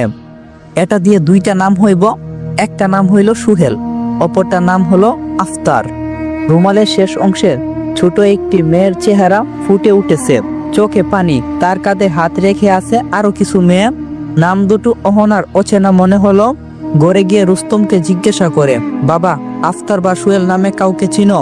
রুস্তম বলল, হ, পাশের বাসার বড় বাড়ির মালিক আর তার ছেলে। অহনা বলল, বড় বাড়ি কোনটা? রুস্তম বলল, ময়নার শ্বশুর বাড়ি বললি না, সেটাকে সবাই বড় বাড়ি বলে। অহনার কাছে আরো স্পষ্ট হয়ে গেল যে কিছু একটা বিষয় নিশ্চয়ই আছে, কিন্তু এখন কি করা উচিত। অহনা বসে বসে ভাবে। প্রথমে সে ওই বাড়িতে যাবে, গিয়ে দেখবে ময়না আছে কিনা, তারপর পদক্ষেপ নেবে। কল করে ইরার। অহনার ভাবনার চেত পড়ল, কল ধরে বলল, হ্যালো। ইরা বলল, হ্যালো, পরে বলিস, আগে বল ওই দিন দেখা করলি না কেন? তখন অহনা বলল, বাবা কল করেছিল, তাই গ্রামের বাড়িতে এসেছি। আমাদের কিছু বললি না, হঠাৎ করে কেন গেলি? অহনা বলল, আমার মা। অহনা গলা নরম হয়ে আছে, বলতে পারছে না। হঠাৎ মায়ের কথা মনে হতে বুক চিরে আত্মনাদ বের হয়ে আসে। ইরা বলল, কিরে পানসা, কিছু বল। অহনা বলল, আমার মা আর নেই, চলে গেছে আমাকে একা রেখে। ইরা বলল, যা হই ভালোর জন্য হই, তুই কাঁদিস না, তোকে কিছুতেই ভেঙে পড়া যাবে না, কারণ তোর বাবা কত কষ্ট করে খেতে খামারে, তুই ভেঙে পড়লে তাকে সামলাবে কে? তোকে কিছু করতে হবে তোর বাবার জন্য। অহনা কান্না থামাই আর বলল, ঠিক বলছিস, আমি তো স্ট্রং, আর কাঁদবো না। ইরা বলল, এখন বল কেমন আছিস? অহনা বলল, এই তো ভালো আছি, সবাই কেমন আছে? ইরা বলল, সবাই একদম পাক্কা আছে, তবে তুই ছাড়া ভালো লাগছে না। যদিও তোকে অল টাইম পাস না বলি, তবুও তুই না থাকলে আমার আনন্দ। আমার কেন বলি, আমাদের আনন্দ যেন হারিয়ে যায়, পানসে লাগে সবকিছু। অহনা বলল, থাক, আর বলতে হবে না, তোদের কাছে তো আমার দামটাই নেই। ইরা বলল, একদম না, তুই আমাদের গুলুমুলু সুন্দরী বান্ধবী, তবে রাগ করেছি আমি তোর সাথে, এক বালতি রাগ করছি। অহনা কইল, এত রাগ কেন আমার উপর? নাকি বয়ফ্রেন্ডের সব রাগ আমার উপর ঝাড়বি? ইরা বলল, না, রাগ করছি তোর বোকামি দেখে। ঠিক আছে, তুই বিপদের সময় চলে গেছিলি, কিন্তু এরপর কি হলো? আমাদের একবারও কল করলি না, আমাদেরকে তো একবার বলতে পারতি, আমরাও যেতাম তোর সাথে, শেষবারের মতো দেখতাম আন্টিকে। আর এমনকি 2 দিন হয়ে গেল তুই কোনো কল করলি না, আমার কলটাও ব্যাক করলি না। অহনা বলল, গ্রামের কারেন্টের সমস্যা, খুব চার্জ দিতে পারিনি। ইরা বলল, আচ্ছা বুঝলাম, আমরা সবাই কি তোকে দেখতে আসবো? অহনা বলল, না লাগবে না, আমি ময়নাকে পেলেই চলে যাব। ইরা বলল, ময়নাটা আবার কেম? অহনা বলল, আমার বোন। ইরা বলল, তোর বোন তো কোনো সময় ছিল না, কোথা থেকে আমদানি করলি? অহনা বলল, সেটা অনেক কথা, পরে বলবো, এখন রাখছি। ইরা তবুও মানল না, সে সব বান্ধবীদেরকে জানিয়ে দিল বিষয়টা। সবাই মিলে সিদ্ধান্ত নেই অহনাদের বাড়িতে যাবে, পরের দিনই রওনা হবে। রাত হয়ে এসেছে, অহনার মনটা খুব খারাপ, সে এখনো ময়নাকে খুঁজে পায়নি। ক্ষতি হবে ভেবে আরো চিন্তায় পড়ে। রাত হয়ে এসেছে, বই হাতে নিয়ে শুয়ে পড়ে। এক পর্যায়ে ভীষণ হাঁসফাঁস করতে থাকে। ঘরের দরজার দিকে তাকাতেই একটি ছায়া দেখতে পাই। চোর সূচক শব্দ করে বলল, তুমি তো আমাকে ভয় পাইয়ে দিলে। মাহমিদ ওর পাশে এসে বসে, কিন্তু কোনো কথা বলে না। অহনা আবারও বলল, তুমি সবসময় চুপচাপ থাকো কেন? এসব কিন্তু আমার একদম ভাল লাগে না মাহমিদ। কিন্তু উত্তরে মাহমিদ কিছুই বলছে না, জল জল চোখে একদিনে তাকিয়ে আছে অহনার দিকে। অহনা আবারও জিজ্ঞাসা করলো, সবসময় এভাবে ফেল ফেল করে তাকিয়ে থাকা যারা কিছুই করতে পারো না? এবারও কোনো উত্তর না পেয়ে বালিশ ছুঁড়ে মারে মাহমিদের দিকে। বালিশটা তার দেহ ভেদ করে বের হয়ে যায়। মাহমিদ বলল, তুমি একটা বোকা। মাহমিদ মুখ খুলল, তখন অহনা বলল, তোমার পা থেকে মাথা পর্যন্ত বোকামিতে ভরা, না হয় কেউ এভাবে তাকিয়ে থেকে এতক্ষণ ধরে কিছু বলে না। মাহমিদ নামক জিনটা বলল, অপ্রয়োজনীয় কোনো কথা আমি বলি না, তুমি প্রয়োজনের কথা বললে আমি বলবো।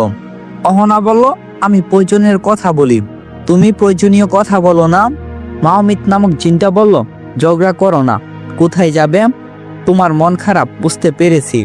অহনা বলল, আমি কাল কি করব সেটা তুমি খুব ভালো করে জানো, কিন্তু ময়নাকে খুঁজতে কোনো সাহায্য করতে পারছো না কেন? আগে এটার উত্তর দাও। কিছু বলে না মাহমিদ, চুপ হয়ে যায় একদম। অহনা আবারও বলে, ইচ্ছা করছে তোমার মাথায় কয়েক হাজার পাথর মারি, কাজের সময় তুমি চুপ। মাহমিদ বলল, আমি তোমার জন্য ফিরে এসেছি, আবার অন্য কারোর জন্য নই। অহনা বলল, যাই হোক, আমি জানি না তুমি কোথা থেকে কেন এসেছো, কিন্তু তবুও মনে হয় তোমাকে যুগ যুগ ধরে চিনি আমি। মাহমিদ বলল, যাবে? অহনা বলল, কোথায়? মাহমিদ বলল, চলো আমার সাথে, গেলে দেখতে পারবে। মাহমিদ ওকে নিয়ে নিরিবিলি একটা জায়গায় যায়। অহনা আশ্চর্য হই, ওরা একটি পাহাড়ের উপর, জোনাকিদের মেলা, নিচে নদী ও পাখিদের চন্দ, চারদিকে পূর্ণিমার প্রহরের আলো, এক অপরূপ দৃশ্য। অহনা খুশিতে নেচে উঠে, এটা কোন জায়গা? মাহমিদ উত্তর দেয় না। অহনা খুশি মনে ঝর্ণা ছুঁয়ে দেখে জোনাকিদের সাথে মেলা করে। মাহমিদ অবাক হয়ে দেখে তার চোখ থেকে আগুনের তেজটা কমে এসেছে। অহনা বলল, তোমার চোখ দুটো ভয়ঙ্কর, যে কেউ দেখলে বইয়ে অজ্ঞান হয়ে পালাবে। আবার বলো না যে আমি কেন বই পাচ্ছি না। অহনা বলল, আসলে আমি কোনো জিনিসেই বই পাই না, বই আমাকে পাই, তাই আমার কাছে এসেও দূরে চলে যায়। অনেকক্ষণ হয়ে এসেছে। মাহমিদ বলল, তোমার এবার যাওয়া উচিত। অহনা বলল, না, আমি যাব না, আমি এখানে আজকে রাতটা কাটিয়ে দেব। মাহমিদ কিছু না বলেই চোখের পলকে অহনাকে বাড়িতে নিয়ে আসে। রাগে ফুঁসতে থাকে অহনা, কেন নিয়ে এলে আমায়? আমি ওইখানে শান্তিতে ছিলাম, জানো আমার শুনশান অনেক ভালো লাগে। মাহমিদ বলল, অনেকক্ষণ না দেখে তোমার বাবা এসেছিল ঘরে। অহনা বলল, তাতে কি হয়েছে, তুমি নিয়ে এলে কেন? এখন তোমাকে শাস্তি পেতে হবে। অহনা মাহমিদকে ধরতে গিয়েও পারে না, কারণ সে অদৃশ্য, তার কোনো অস্তিত্ব নেই। অহনা রাগের বসে বলে ফেলল, এখন থেকে 3 ঘন্টা তুমি আমার কাছে আসবে না, কথা বলবে না, আমার ঘরের বাইরে থাকবে। যদি আসো তো তার আগে মাহমিদ চলে যায়। কষ্ট পেয়েছে হয়তো, বা অভিমান। রুস্তম ঘরে প্রবেশ করে আর বলল, ঘরে কি অবস্থা করছিস? মনে হয়েছে কাউকে পিটিয়ে রাখছিস? অহনা কিছু বলল না। রুস্তম ওর পাশে এসে বসলো, মাথায় হাত বুলিয়ে দিল। রাতের খাবার খেতে বলল তাকে। অহনা খাবে না বলল। রুস্তম বলল, তবে আমিও আজকে উপোস থাকবো। বাবার এমন জিদ দেখে অহনা রাগ করে থাকতে পারলো না। রাতের খাবার খেয়ে শুয়ে পড়ে, তবে মনে মনে অনুশোচনা করতে থাকে মাহমিদের জন্য। ভাবতে ভাবতে এক পর্যায়ে ঘুমিয়ে পড়ে। গভীর রাত হতেই মুখোশধারী একজন লোক প্রবেশ করে অহনার ঘরে, অজ্ঞান করে তাকে কাঁধে তুলে নেই। মুখোশধারী লোকটি অহনাকে নিয়ে বড় বাড়ির পিছনে যায়। তালাবদ্ধ একটা রুম, বাইরে থেকে তালাবদ্ধ দেখলেও মূলত ঘরটা ভিতর থেকে লক করা। বাইরের লোক দেখানোর জন্য তালা ঝুলানো হয়েছে।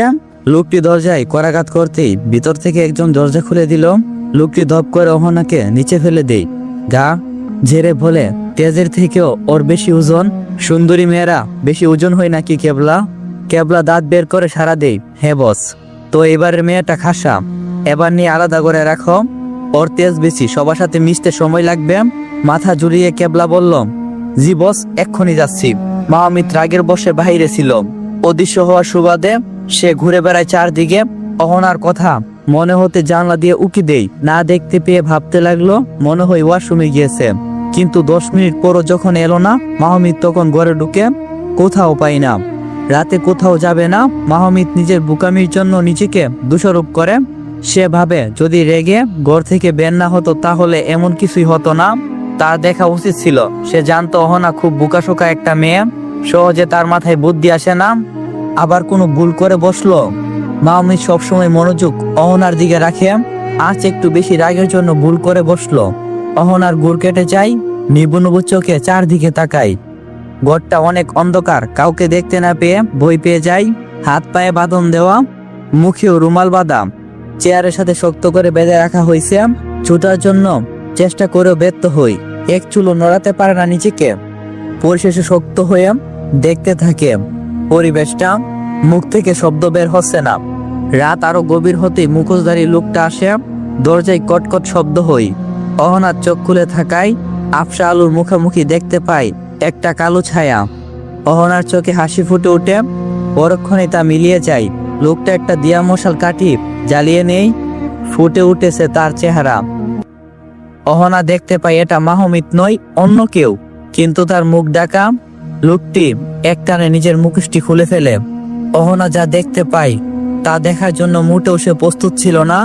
লোকটি আর কেউ নয়, দুপুরে কথা হওয়া সেই ব্যক্তিটি, বড় বাড়ির ছোট ছেলে। অহনা কিছু বলতে লাগে, কিন্তু মুখে রুমাল থাকার কারণে শব্দ বের হচ্ছে না। লোকটি অহনার মুখ থেকে রুমালটি সরিয়ে দেই আর বলল, তোতা পাখি কি কখনো কথা না বলে থাকতে পারে? তুমি বলো, আমি শুনছি। অহনা বলল, কুত্তার বাচ্চা। অহনা গালি দিতেই ফিক করে হেসে উঠে লোকটি।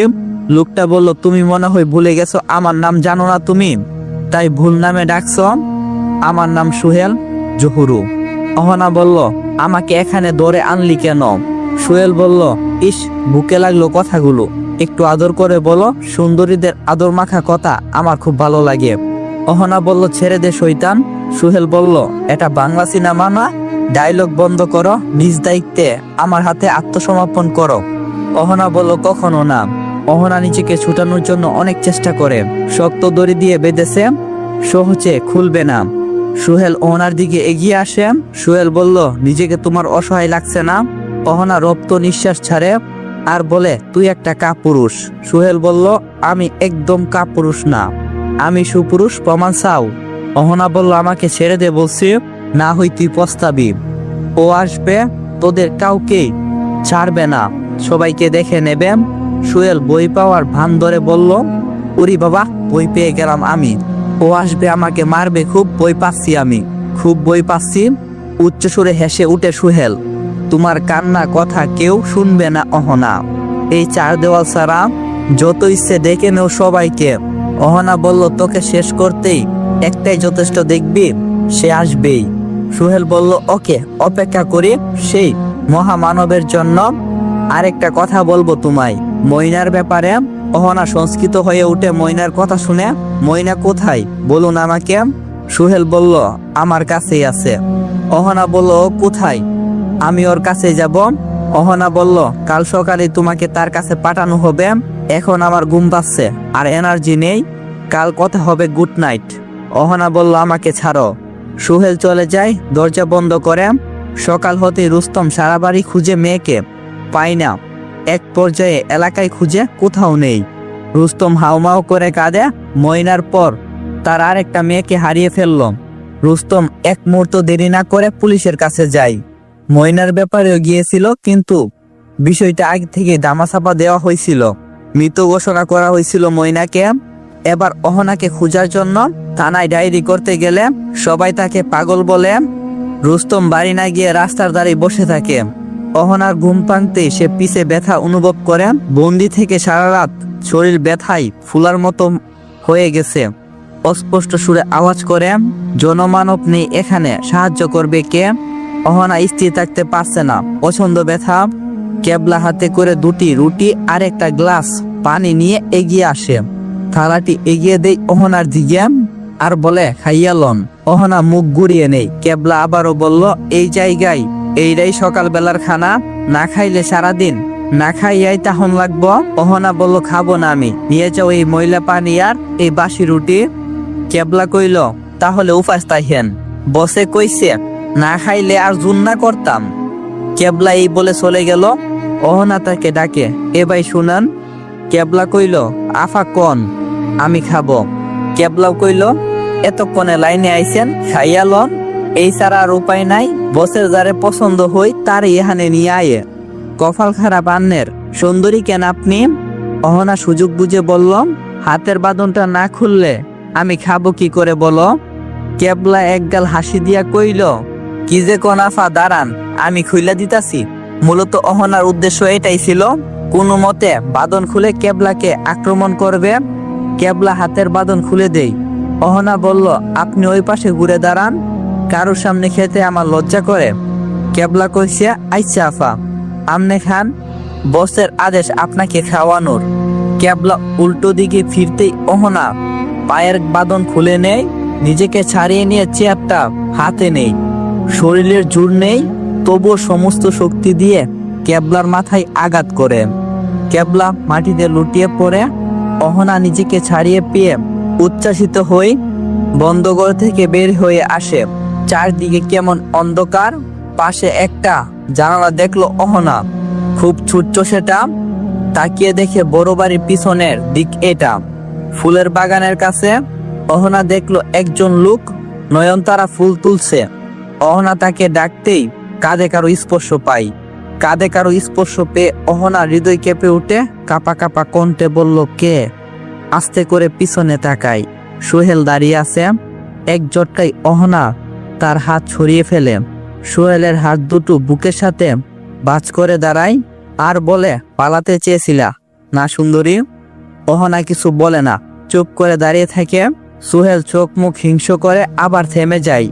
সুন্দরীর গায়ে হাত তুলি না আমি, তাদের আদর করতে ভালোবাসি, কিন্তু সবাই আমাকে হতাশ করে, তারা আমার থেকে পালাতে চায়। অহনা বলল, শয়তানের কাছে কেউ কখনো নিজ ইচ্ছায় থাকে না। সোহেল বলল, তুমি ভুলে গেছো, আমার নাম সোহেল। সোহেল আবারও অহনাকে আগের গড়ে টেনে নিয়ে যায়।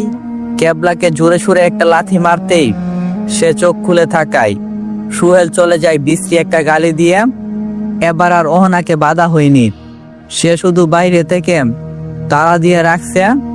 ঘরটাতে তেমন আলো নেই, অনেক শীত পড়ছে। হঠাৎ করে অহনা কান পেতে শুনলো বাহিরে বৃষ্টি হচ্ছে। বৃষ্টি হলেই অহনা আপন চিত্রে বৃষ্টিতে ভিজে, কিন্তু আজ কোনো সুযোগ নেই। শীতে তার দাঁত মুখ খিচে আসে। একটা টি শার্ট আর পরনের কাপড় ছাড়া কোনো কিছুই নাই। কাঁপন আসে শরীরে। একটু পরে সোহেল আসে, হাতে তার বিরিয়ানি। অহনার সামনে এসে প্যাকেট খুলে খেতে বলে। অহনা অন্যদিকে ফিরে যায়, সুযোগ পেয়ে পালানোর চেষ্টা করে, কিন্তু ব্যর্থ হই। সোহেল সহজে এক হাতে টেনে ধরে ওকে। অহনা স্থির হয়ে যায়। সোহেল ধমক দেই, খেয়ে নেও বলছি, না হয়ে আর কিছুই পাবে না সারাদিন। অহনা বলল, খাবো না বলছি তো।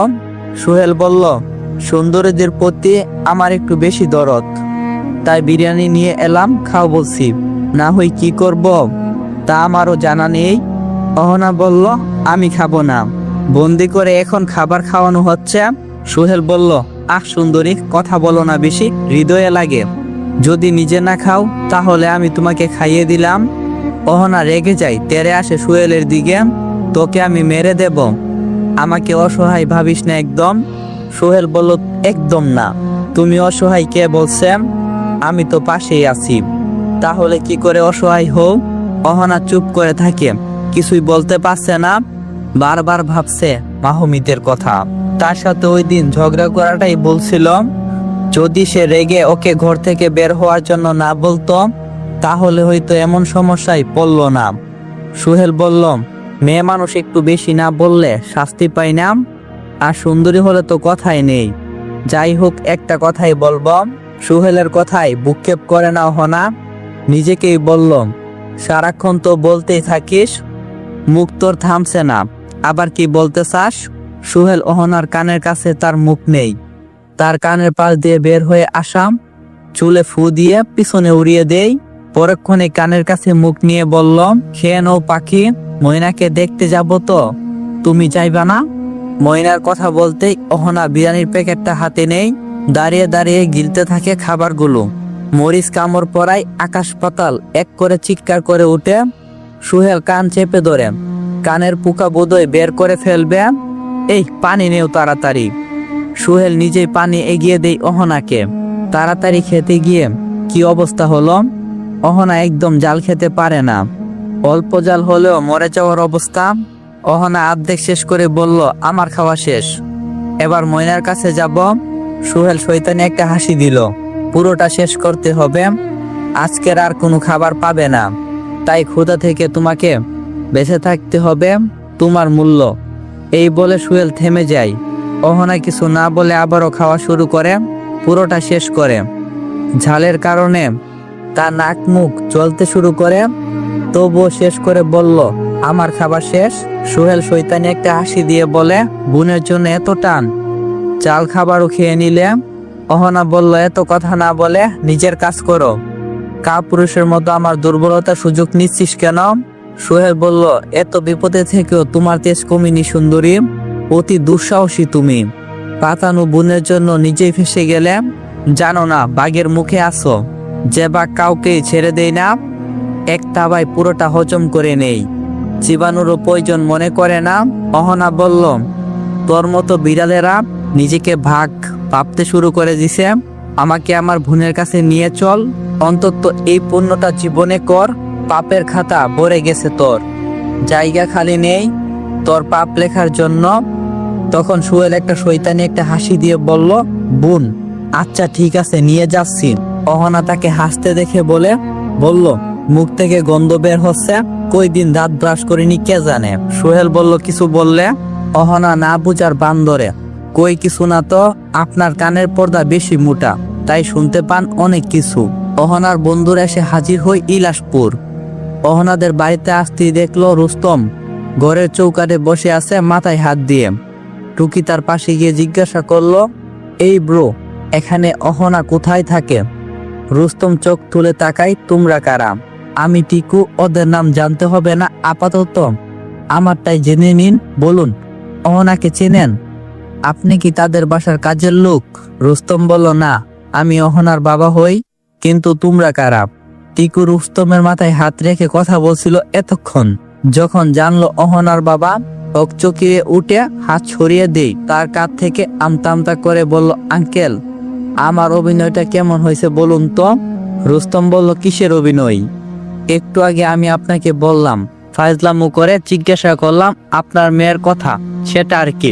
রুস্তম বলল, ওহ, আমি ভেবেছি আজকালকার ছেলে মেয়েদের বুঝি অত পতন হলো বুদ্ধির। টিকু বলল, সরি আঙ্কেল, আমি বুঝতে পারিনি। রুস্তম বলল, আমি কিছু মনে করিনি, তোমরা ভিতরে যাও, অনেকটা পথ এসেছ। রুমিও তখন সেলফি নিয়েই ব্যস্ত ছিল, আর এরা অন্যদিকে পরিবেশের ছবি তুলতেই ব্যস্ত। হেরি কোমরে হাত রেখে দাঁড়িয়ে আছে, তাদের সবার অবস্থা দেখছিল। সবাই ঘরে গিয়ে বসে, রুস্তম তাদেরকে শরবত দেই, তারা অহনার কথা জানতে চাইলে সব কথা খুলে বলে। চারজন অবাক হয়ে যায়, এত কিছু ঘটে গেল কিন্তু অহনা তাদেরকে কিছু জানায়নি, ময়নার কথা কিছুই বলেনি। তবুও তারা ঠিক করে অহনাকে খুঁজে বের করবে। সোহেল এদিকে অহনাকে 3টি ঘর পার করে নিয়ে যায় অন্য একটি রুমে, সেখানে একটি সিঁড়ি। অহনা এবং সোহেল সেই সিঁড়ি দিয়ে উপরে উঠে দেখতে পাই থানে থানে বক্স রাখা, বক্সগুলো খুব বড়, আস্ত মানুষকে ঢুকিয়ে দেওয়ার মতো। অহনা সেইগুলো ধরতে থাকে। সোহেল হাঁক দেয়, কি হলো, দাঁড়িয়ে পড়লে কেন, এসো তাড়াতাড়ি। অহনা সোহেলের তালে হাঁটে, এক ঘরে এসে পৌঁছায়। ঘরে পা দিতেই ভিতরে থাকায় চারদিকে দেখে বলল, কই এখানে কি? সোহেল উপরে ইশারা দিয়ে দেখায়। অহনা উপরে তাকাতেই চিৎকার করে উঠে, পা দুটো শীতল হয়ে যায়। অহনা সোহেলের গলা চেপে ধরে, সোহেল এক টানে তার হাত সরিয়ে নেয়।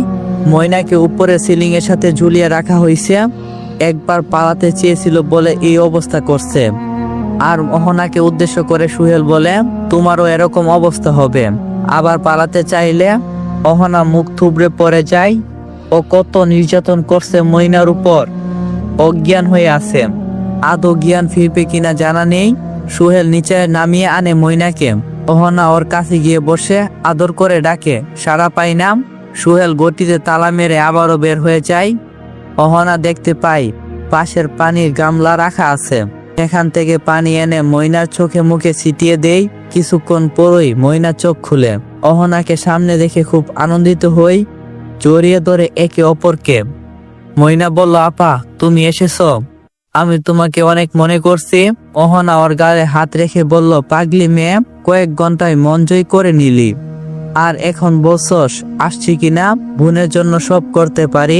ময়না বলল, আমি তোমাকে খুব ভালোবাসি আফা। অহনা বলল, আমি সেটা জানি, কিন্তু কেন তোকে এখানে এনে কষ্ট দিচ্ছে সোহেল? ময়না বলল, সে অনেক কথা, তোমায় সময় করে বলবো, আমাদের আগে এখান থেকে বের হতে হবে, বাড়ি গিয়ে সব বলবো। এরা নরপশু, এদের থেকে বাঁচতেই হবে। অহনা বলল, কিন্তু কি হবে, চারদিকে পাহারা, যেতে পারবো না একদম, সবার চোখ এড়ানো সম্ভব হবে না। ময়না বলল, আমি জানি, তবুও আমাদেরকে চেষ্টা করতে হবে, সবার মতো আমরা তাহলে আটকে যাব। অহনা বলল, সবার মতো মানে? এখানে কি আরো কেউ আটকে আছে? ময়না বলল, এখানে শত শত মেয়ে আটকে আছে। অহনা আটকে উঠে মহিলার গালে হাত দিয়ে জিজ্ঞাসা করে, আমাকে সবটা খুলে বলো, সবটা। ময়না বলল, বলবো আফা, কিন্তু এখন এখান থেকে পালাতে হবে। অহনা বলল, আচ্ছা। অহনা উঠে দাঁড়ায়, ঘরটার চারদিকে দেখে তেমন কিছুই চোখে পড়ে না। ময়না দেখতে পায় পাশের দেওয়ালে একখানা ছবি আটকানো। এমন পরিত্যক্ত জায়গায় ঘরটিতে ছবি আটকানো থাকার কথাই না। অহনা আর ময়না ছবিটিকে খুঁটিয়ে দেখতে থাকে। অহনার সন্দেহ হয় এটা নিয়ে, ছবিটা অনেক ভারী, হাত দিয়ে সরাতে পারছে না, মনে হচ্ছে কয়েক হাজার বছর ধরে ছবিটা এখানে রয়েছে। ময়না আর অহনা দুইজনে মিলে একসাথে ছবিটাকে টেলে সরাই, মুহূর্তেই চোখে মুখে বিষাদ নেমে আসে। অপরদিকে অহনার বন্ধু অহনার ঘর থেকে রুমালটা খুঁজে পাই, টিকু হাতে নিয়ে সেটা দিয়ে ঘাম মুছে। ঘাম থেকে পানির কণাগুলো রুমালে লাগতেই সেখানে কিছু লেখা ফুটে উঠে।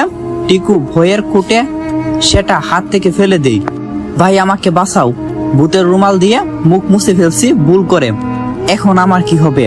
টিকু চোখ-মুখ বন্ধ করে থাকে। সবাই তার কথায় নজর দেই। এরা মাথায় থাপড় মেরে বলল, আমার থেকে বড় ভূত আর একটাও নেই, আমাকে বই না পেয়ে একটা রুমালে বই পাচ্ছিস কেন? চোখ খুল। টিকু বলল, আমি খুলবো না, রুমালের ভিতরে ভূত আছে। হেরি হাতে নিয়ে রুমালটা দেখলো, সেখানে তেমন কিছু না, একটা লেখা আর বড় বাড়ি। হেরি উল্টে পাল্টে দেখলো আর বলল, তেমন কিছু না, লেখাটা আগের ছিল, তুই খেয়াল করিসনি টিকুর বাচ্চা? রুমিও দেখলো, হ্যাঁ, বলল, হ্যাঁ এটা তেমন কিছু না, কিন্তু খটকা লাগছে। হেরি ইচ্ছুক হয়ে তাকায়, কি মনে হচ্ছে তোর? রুমি বলল, হ্যাঁ, কেমন অদ্ভুত লাগছে আঁকাগুলো, আরো দেখ অগোছালো অক্ষর, আমার মনে হয় কেউ এই রুমালের দ্বারা সংকেত দেওয়ার চেষ্টা করছে। হেরি বলল, দেখতে হবে। টিকু তাহলে ঠিক বলছে, পানি লাগাই লেখাটি ফুটে উঠেছে, আমাদের দেখা উচিত আরো কোনো সূত্র পাই কিনা। তারা রুমালটার উপরে পানি ডাললো, আরো কিছু লেখা ফুটে উঠলো। লেখা ছিল ফুলের বাগান। লেখাগুলো বুঝতে পারছিল না কেউ, আসলে কি বোঝানো হয়েছে। এর মধ্যে রুস্তম ঘরে প্রবেশ করে ওদের হাতে রুমালটা দেখেই বলল, এটা ময়নার রুমাল, তার বাড়ি থেকে পেয়েছে। তখন সবাই জিজ্ঞাসা করলো, আপনি কি করে জানেন? আর এখানে বড় বাড়ি দ্বারা কি বোঝানো হয়েছে? রুস্তম বলল, পাশের এলাকার বড় বাড়ি রয়েছে, অহনা ওই বাড়ির কথা বলছিল, ময়নার শ্বশুর বাড়ি ওইটা। হেরি বলল, তার মানে এইটাই সংকেত, আমরা ওই বাড়িতে গেলেই পরবর্তী সংকেতের উদ্দেশ্য বুঝতে পারবো, চলো সবাই। রুস্তম যেতে চাইলে সবাই তাকে না করে, তাকে বাড়িতে রেখে চারজন রওনা দেয়। রাস্তার মানুষকে জিজ্ঞাসা করে বাড়ির ঠিকানা নেই। বাড়ির গেটে প্রবেশ করতে দারোয়ান আটকায় তাদের, কিন্তু তাদের পোশাক আশাক দেখে ঢুকতে দেয় বাড়ির ভিতরে। কলিং বেলে চাপতেই বয়স্ক একজন মহিলা দরজা খুলে দেয়, বড় গলায় কাউকে ডেকে বলল, আফা, বাহিরে মেহমান আছে, দেখা যান। একজন মধ্যবয়স্ক মহিলা এগিয়ে আসেন, ভ্রুকুচকে থাকায় চারজনের দিকে, কারা তোমরা? টিকু কিছু বলতে চাইলে রুমি তার হাত দিয়ে হাত চেপে ধরে ইশারায় চুপ থাকতে বলে। তারপর হিরি বলল, আমরা ময়নার বন্ধু। চাকর মহিলাটি সুর টেনে বলল, ওমা, কই কি মাইয়া মানুষের আবার ছেলে বন্ধু, আর কি যে দেখার বাকি আছে। মধ্যবয়স্ক মহিলাটি বলল, রুনি তুই চুপ থাক, রান্না করে যা। তারপর চারজনের দিকে তাকিয়ে আবার বলল, কেমন বন্ধু? ময়নার তো তেমন কোনো বন্ধুই ছিল না। রুমি বলল, আমরা ওর ছোটবেলার বন্ধু, আমরা ওর থেকে বয়সে বড় ছিলাম, কিন্তু একসাথেই খেলতাম, সেখান থেকেই পরিচয়, খবর নিয়ে দেখতে পারেন।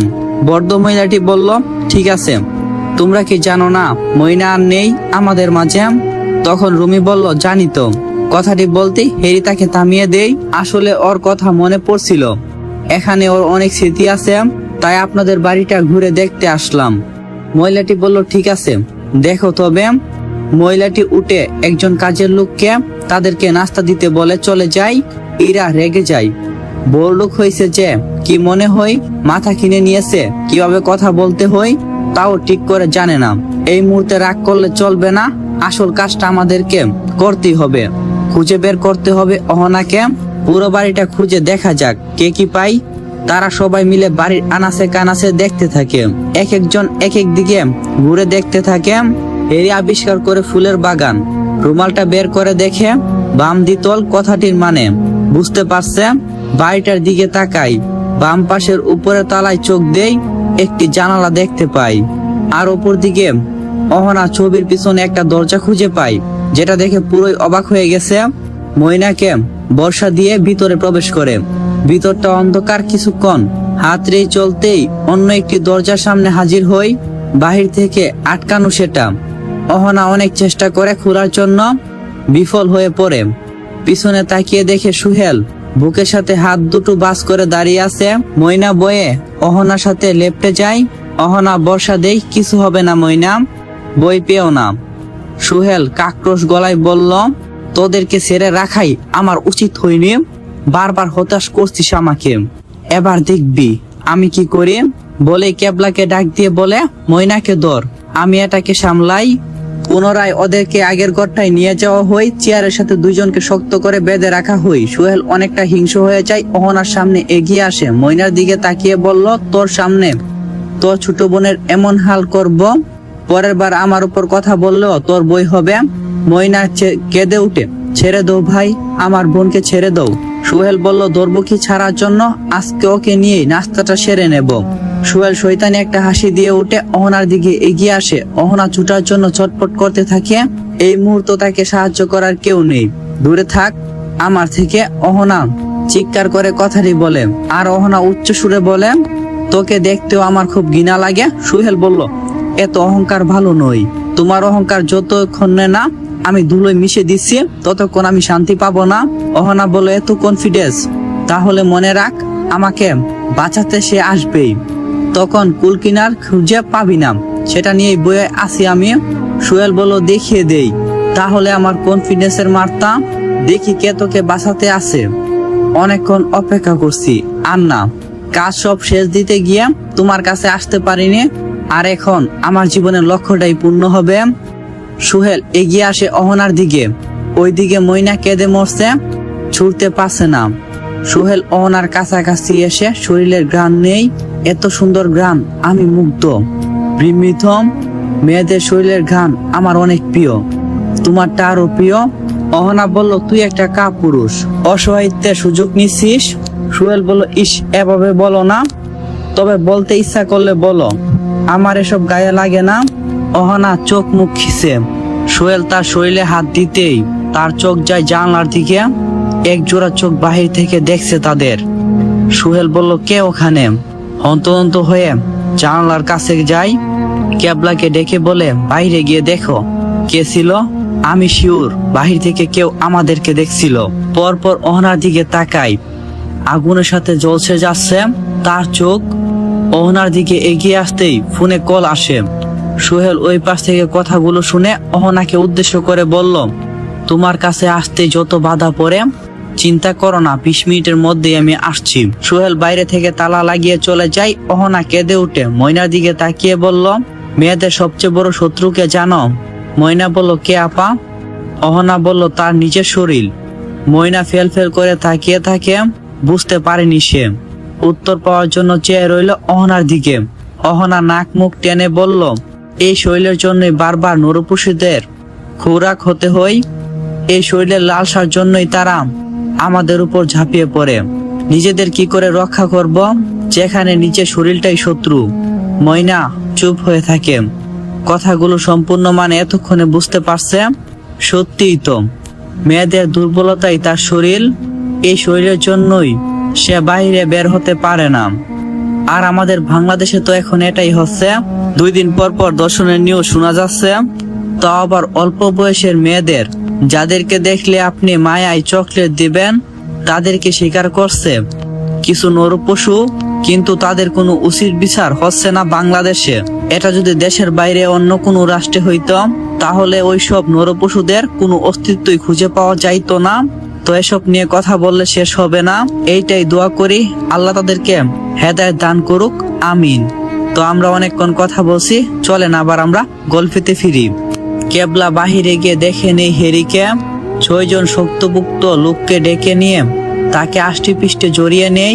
হেরিকে ডাকতে এসে সবাই বিপদে পড়ে 4 জনকেই বেঁধে নিয়ে যায় তালাবদ্ধ ঘরটাতে। হেরি তখন চিৎকারের শব্দ পেয়েছিল ঘরটিতে, তাই জানলায় উকি দেয় সোহেল সেটা দেখে নেই।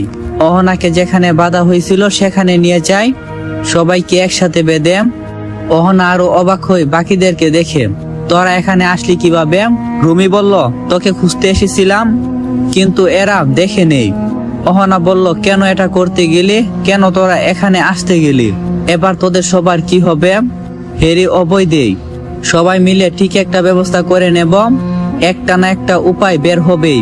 ময়না উঠে বলে, পারবো না, এবার আমরা সবাই শেষ। বাকি মেয়েদের মতো আমাদের অস্তিত্ব বিলীন হয়ে যাবে সময়ের সাথে সাথে। ইরা ভয়ে বলল, কি বলছো তুমি? আরো মেয়ে মানে?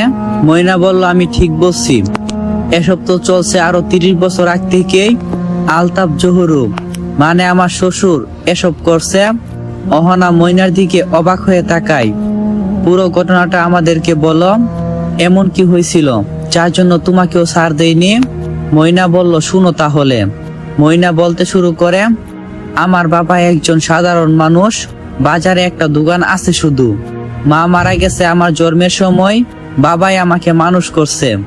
আমার 15 বছর হতে আলতাফ জহুরু আমাকে বাবার দোকানে দেখতে পাই, সেখানেই বাবাকে বিয়ের প্রস্তাব দেই। বড় বাড়িতে বিয়ে হবে ভেবে বাবা অনেকটাই খুশি। আমি দেখতে মন্দ ছিলাম না বলে সবাই পছন্দ করে। আমার বিয়ে হই আলতাফ জহুরুর মেজো ছেলের সাথে। দিন ভালোই যাচ্ছিল। একদিন আমার দেওর বিনা অনুমতিতে আমার রুমে প্রবেশ করে আমার সাথে নোংরামি করার চেষ্টা করে। সেটা দেখে নেই আমার স্বামী রাফিস, সে তার ভাইকে থাপ্পড় দেয়। আমাকে রক্ষা করার জন্য তাদের 2 ভাইয়ের মধ্যে সংঘর্ষ হই। রফিক আমাকে খুব ভালোবাসত, কিন্তু গরিব বলে শাশুড়ি ননদের অত্যাচার সহ্য করছি খুব। উঠতে বসতে খুঁটা দিত, এভাবে চলছিল দিন। একদিন বাগানে ফুল তুলতে গিয়ে তালাবদ্ধ একটা ঘর দেখতে পাই। দরজা খুলে একজনকে ভিতরে দেখে অবাক হই। দরজার বাইরে থেকে বন্ধ দেখা গেল, আসলে এটা ভিতর থেকে বন্ধ করা। লোকটা বাহিরে আসতেই আমি সুযোগ বুঝে ভিতরে ঢুকে যাই কি আছে দেখার জন্য। এখন মনে হচ্ছে আমি না গেলে আমার জীবনটা সুন্দর থাকতো। 2টা ঘর পেরিয়ে অনেকগুলো মেয়ের ঘুঙ্গানো শব্দ পেলাম। আমি একটু হতাশ হয়ে দেখতে গেলাম, দেখলাম রফিক বসে আছে একটা চেয়ারে, আর মেয়েগুলো কাতরাচ্ছে। আমাকে দেখে সে এগিয়ে এলো। জিজ্ঞাসা করলাম, এতগুলো মেয়ে এখানে কেন? আমি জিজ্ঞাসা করতে কেবলা নামক লোকটা এসে ওকে বলল, মেয়েগুলোকে কেনার জন্য কাস্টমার এসে গেছে, আজ রাতেই নিয়ে যাবে, বাহিরের দেশে পাচার করতে হবে তাদের। রফিস লোকটাকে আকারে ইঙ্গিতে এসব না বলতে বলল, কিন্তু লোকটা বুঝতে পারেনি, তাই সব বলে দিল। সোহেল চলে এলো সেখানে, আমাকে দেখে রেগে গিয়ে থাপ্পড় দিল। রফিজও তার সাথে রেগে যায়। রফিস আমাকে নিয়ে ঘরে চলে আসে, আমাকে বুঝাতে থাকে বিভিন্ন ভাবে, কিন্তু আমি এমন অন্যায় দেখে চুপ থাকতে পারিনি। আমি আমার শাশুড়িকে বলি ভেবেছি তিনি আমাকে সাহায্য করবে, অথচ করেনি। সোহেলকে ডেকে এনে তার দিকে ঠেলে দেয় আমাকে। সোহেল তার মার সামনেই। এতগুলো বলেই ময়না কাঁদতে শুরু করলো। অহনা আর কিছু বলার ভাষা পাচ্ছে না, কিছু বলতে যাবে তখনই শব্দ এলো, ওকে কাঁদতে দাও, মনে শান্তি আসবে।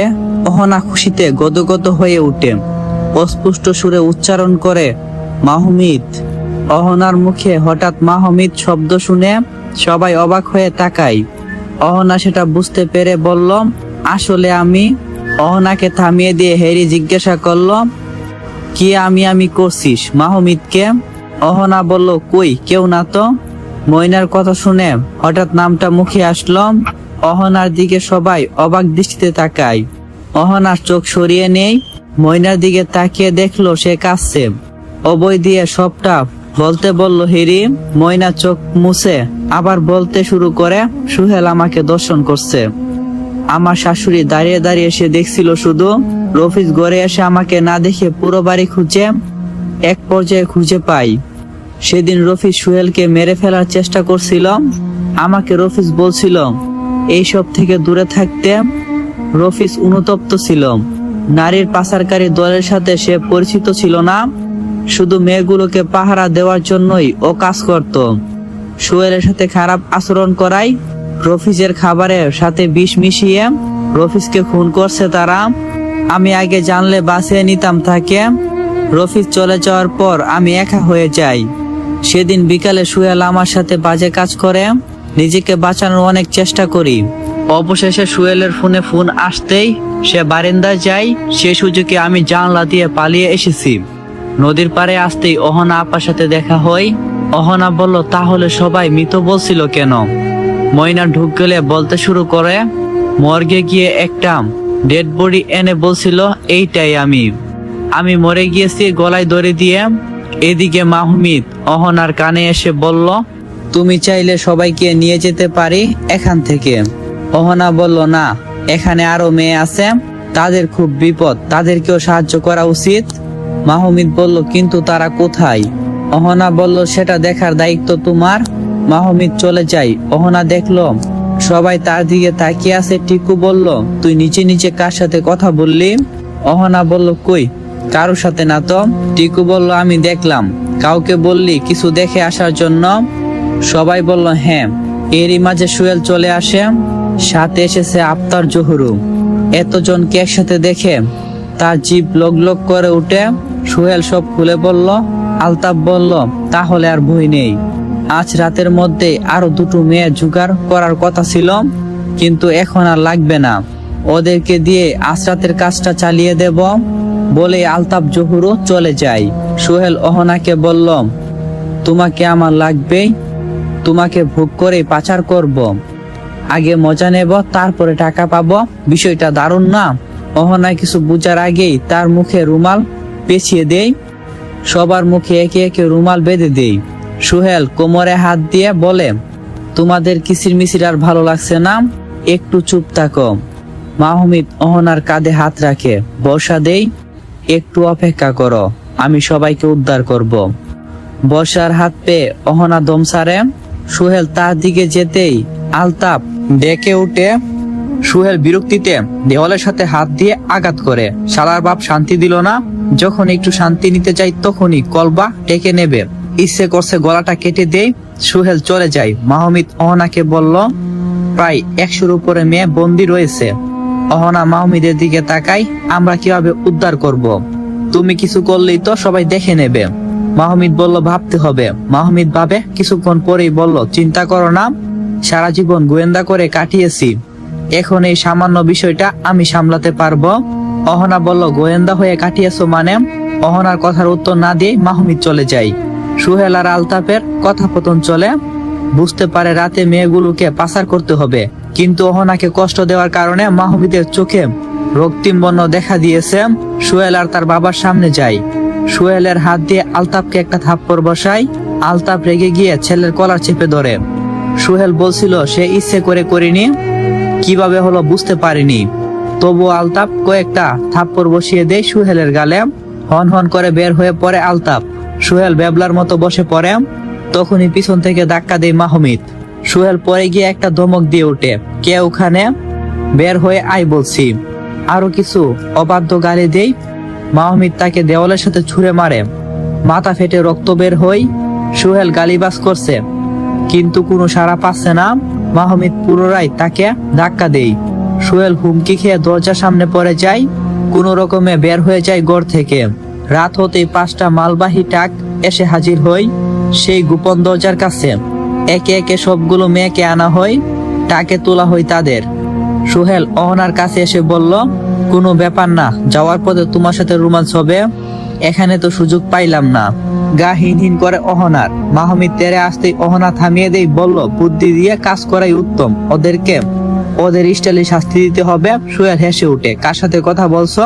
মাথাটা গেছে মনে হয়।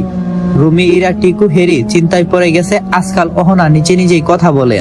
সোহেল অহনার চুলে ফু দিয়ে চলে যায়। মেয়েদেরকে জোর করে টাকে তুলে অহনাকে তোলা হয় একটি টাকে। মাহমিদ কিছু করছে না দেখে অবাক হয় অহনা। মাহমিদ চুপ করে এক জায়গায় দাঁড়িয়ে আছে। টাকের দরজাগুলো বন্ধ করা হয়, আর কিছু দেখতে পায় না অহনা। এভাবে মাহমিদকে কিছু না বলে দাঁড়িয়ে থাকতে দেখে চোখ মুখ লাল হয়ে আছে তার। কিছুক্ষণের মধ্যেই টাক চলতে শুরু করে, কিন্তু মাহমিদ ওইখানে দাঁড়িয়ে আছে। সকালের মধ্যে আজাহারি মেয়েগুলো কেঁদে মরছে, অথচ আওয়াজ নেই, মুখ বাঁধা তাদের। টাক ছাড়ার পজিশন নিতে অহনা বয়ে কেঁপে ওঠে। মাহমিদকে ডাকতে থাকে। যখন সব আশা ছেড়ে দিল অহনা, তখনই বাহির থেকে একটা শব্দ পাই গুলির। কান পেতে শোনার চেষ্টা করে, আনন্দে নেচে উঠে সে। পুলিশ টাকগুলোকে ঘিরে ধরছে। কিছুক্ষণের মধ্যেই সবাইকে উদ্ধার করে। অহনা দেখলো মাহমিদ এখনো আগের জায়গায় দাঁড়িয়ে আছে। বুঝতে বাকি রইল না, সে জানিয়েছে পুলিশকে। ইন্সপেক্টর রিজু সেই সবাইকে উদ্দেশ্য করে বললেন, এখানে অহনাকে। অহনা এগিয়ে আসে। ইন্সপেক্টর বলল, আরে আপনি সেই না যাকে কিছুদিন আগে উদ্ধার করছিলাম? আপনি কিভাবে এখানে আটকা পড়লেন? অহনা বলল, আমার বোনকে খুঁজতে আসে। যাই হোক, আপনি অনেক সাহসী। আপনার জন্যই আজ অপরাধীরা ধরা পড়ল। কবে থেকে এই গ্যাংটাকে খুঁজছিলাম, বুঝতে পারিনি আমাদের নাকের ডগাই ছিল। অহনা বলল, আমি মানে বুঝতে পারিনি। ইন্সপেক্টর বলল, আপনি তো আমাদেরকে কল করে আসতে বললেন। অহনা মাহমিদের দিকে তাকাই এক নজর, তারপর বলল, জি আমি ওই। ইন্সপেক্টর বলল, আপনার হাজবেন্ড কেমন আছে? ইন্সপেক্টরের কথা শুনে সবাই যেন আকাশ থেকে পড়ল। হেরি তো এগিয়ে এসে বলল, ওর এখনো বিয়ে হয়নি। কি বলছেন আপনি? কিছুদিন আগেই তো উনার সাথে দেখা হলো, আজ আবারও হলো। এই থানায় কালকে আমি বদলি হয়েছি। অহনা হেরিকে বলল, তুমি সবাইকে নিয়ে যাও, আমার কিছু কথা আছে ইন্সপেক্টরের সাথে, আমি কথা বলে আসছি। হেরি যেতে না চাইলেও অহনা তাকে জোর করে পাঠিয়ে দেয়। তারপর ইন্সপেক্টরকে উদ্দেশ্য করে অহনা বলল, আসলে আমি কাউকে না জানিয়ে বিয়ে করছি, তাই ওরা কেউ জানে না।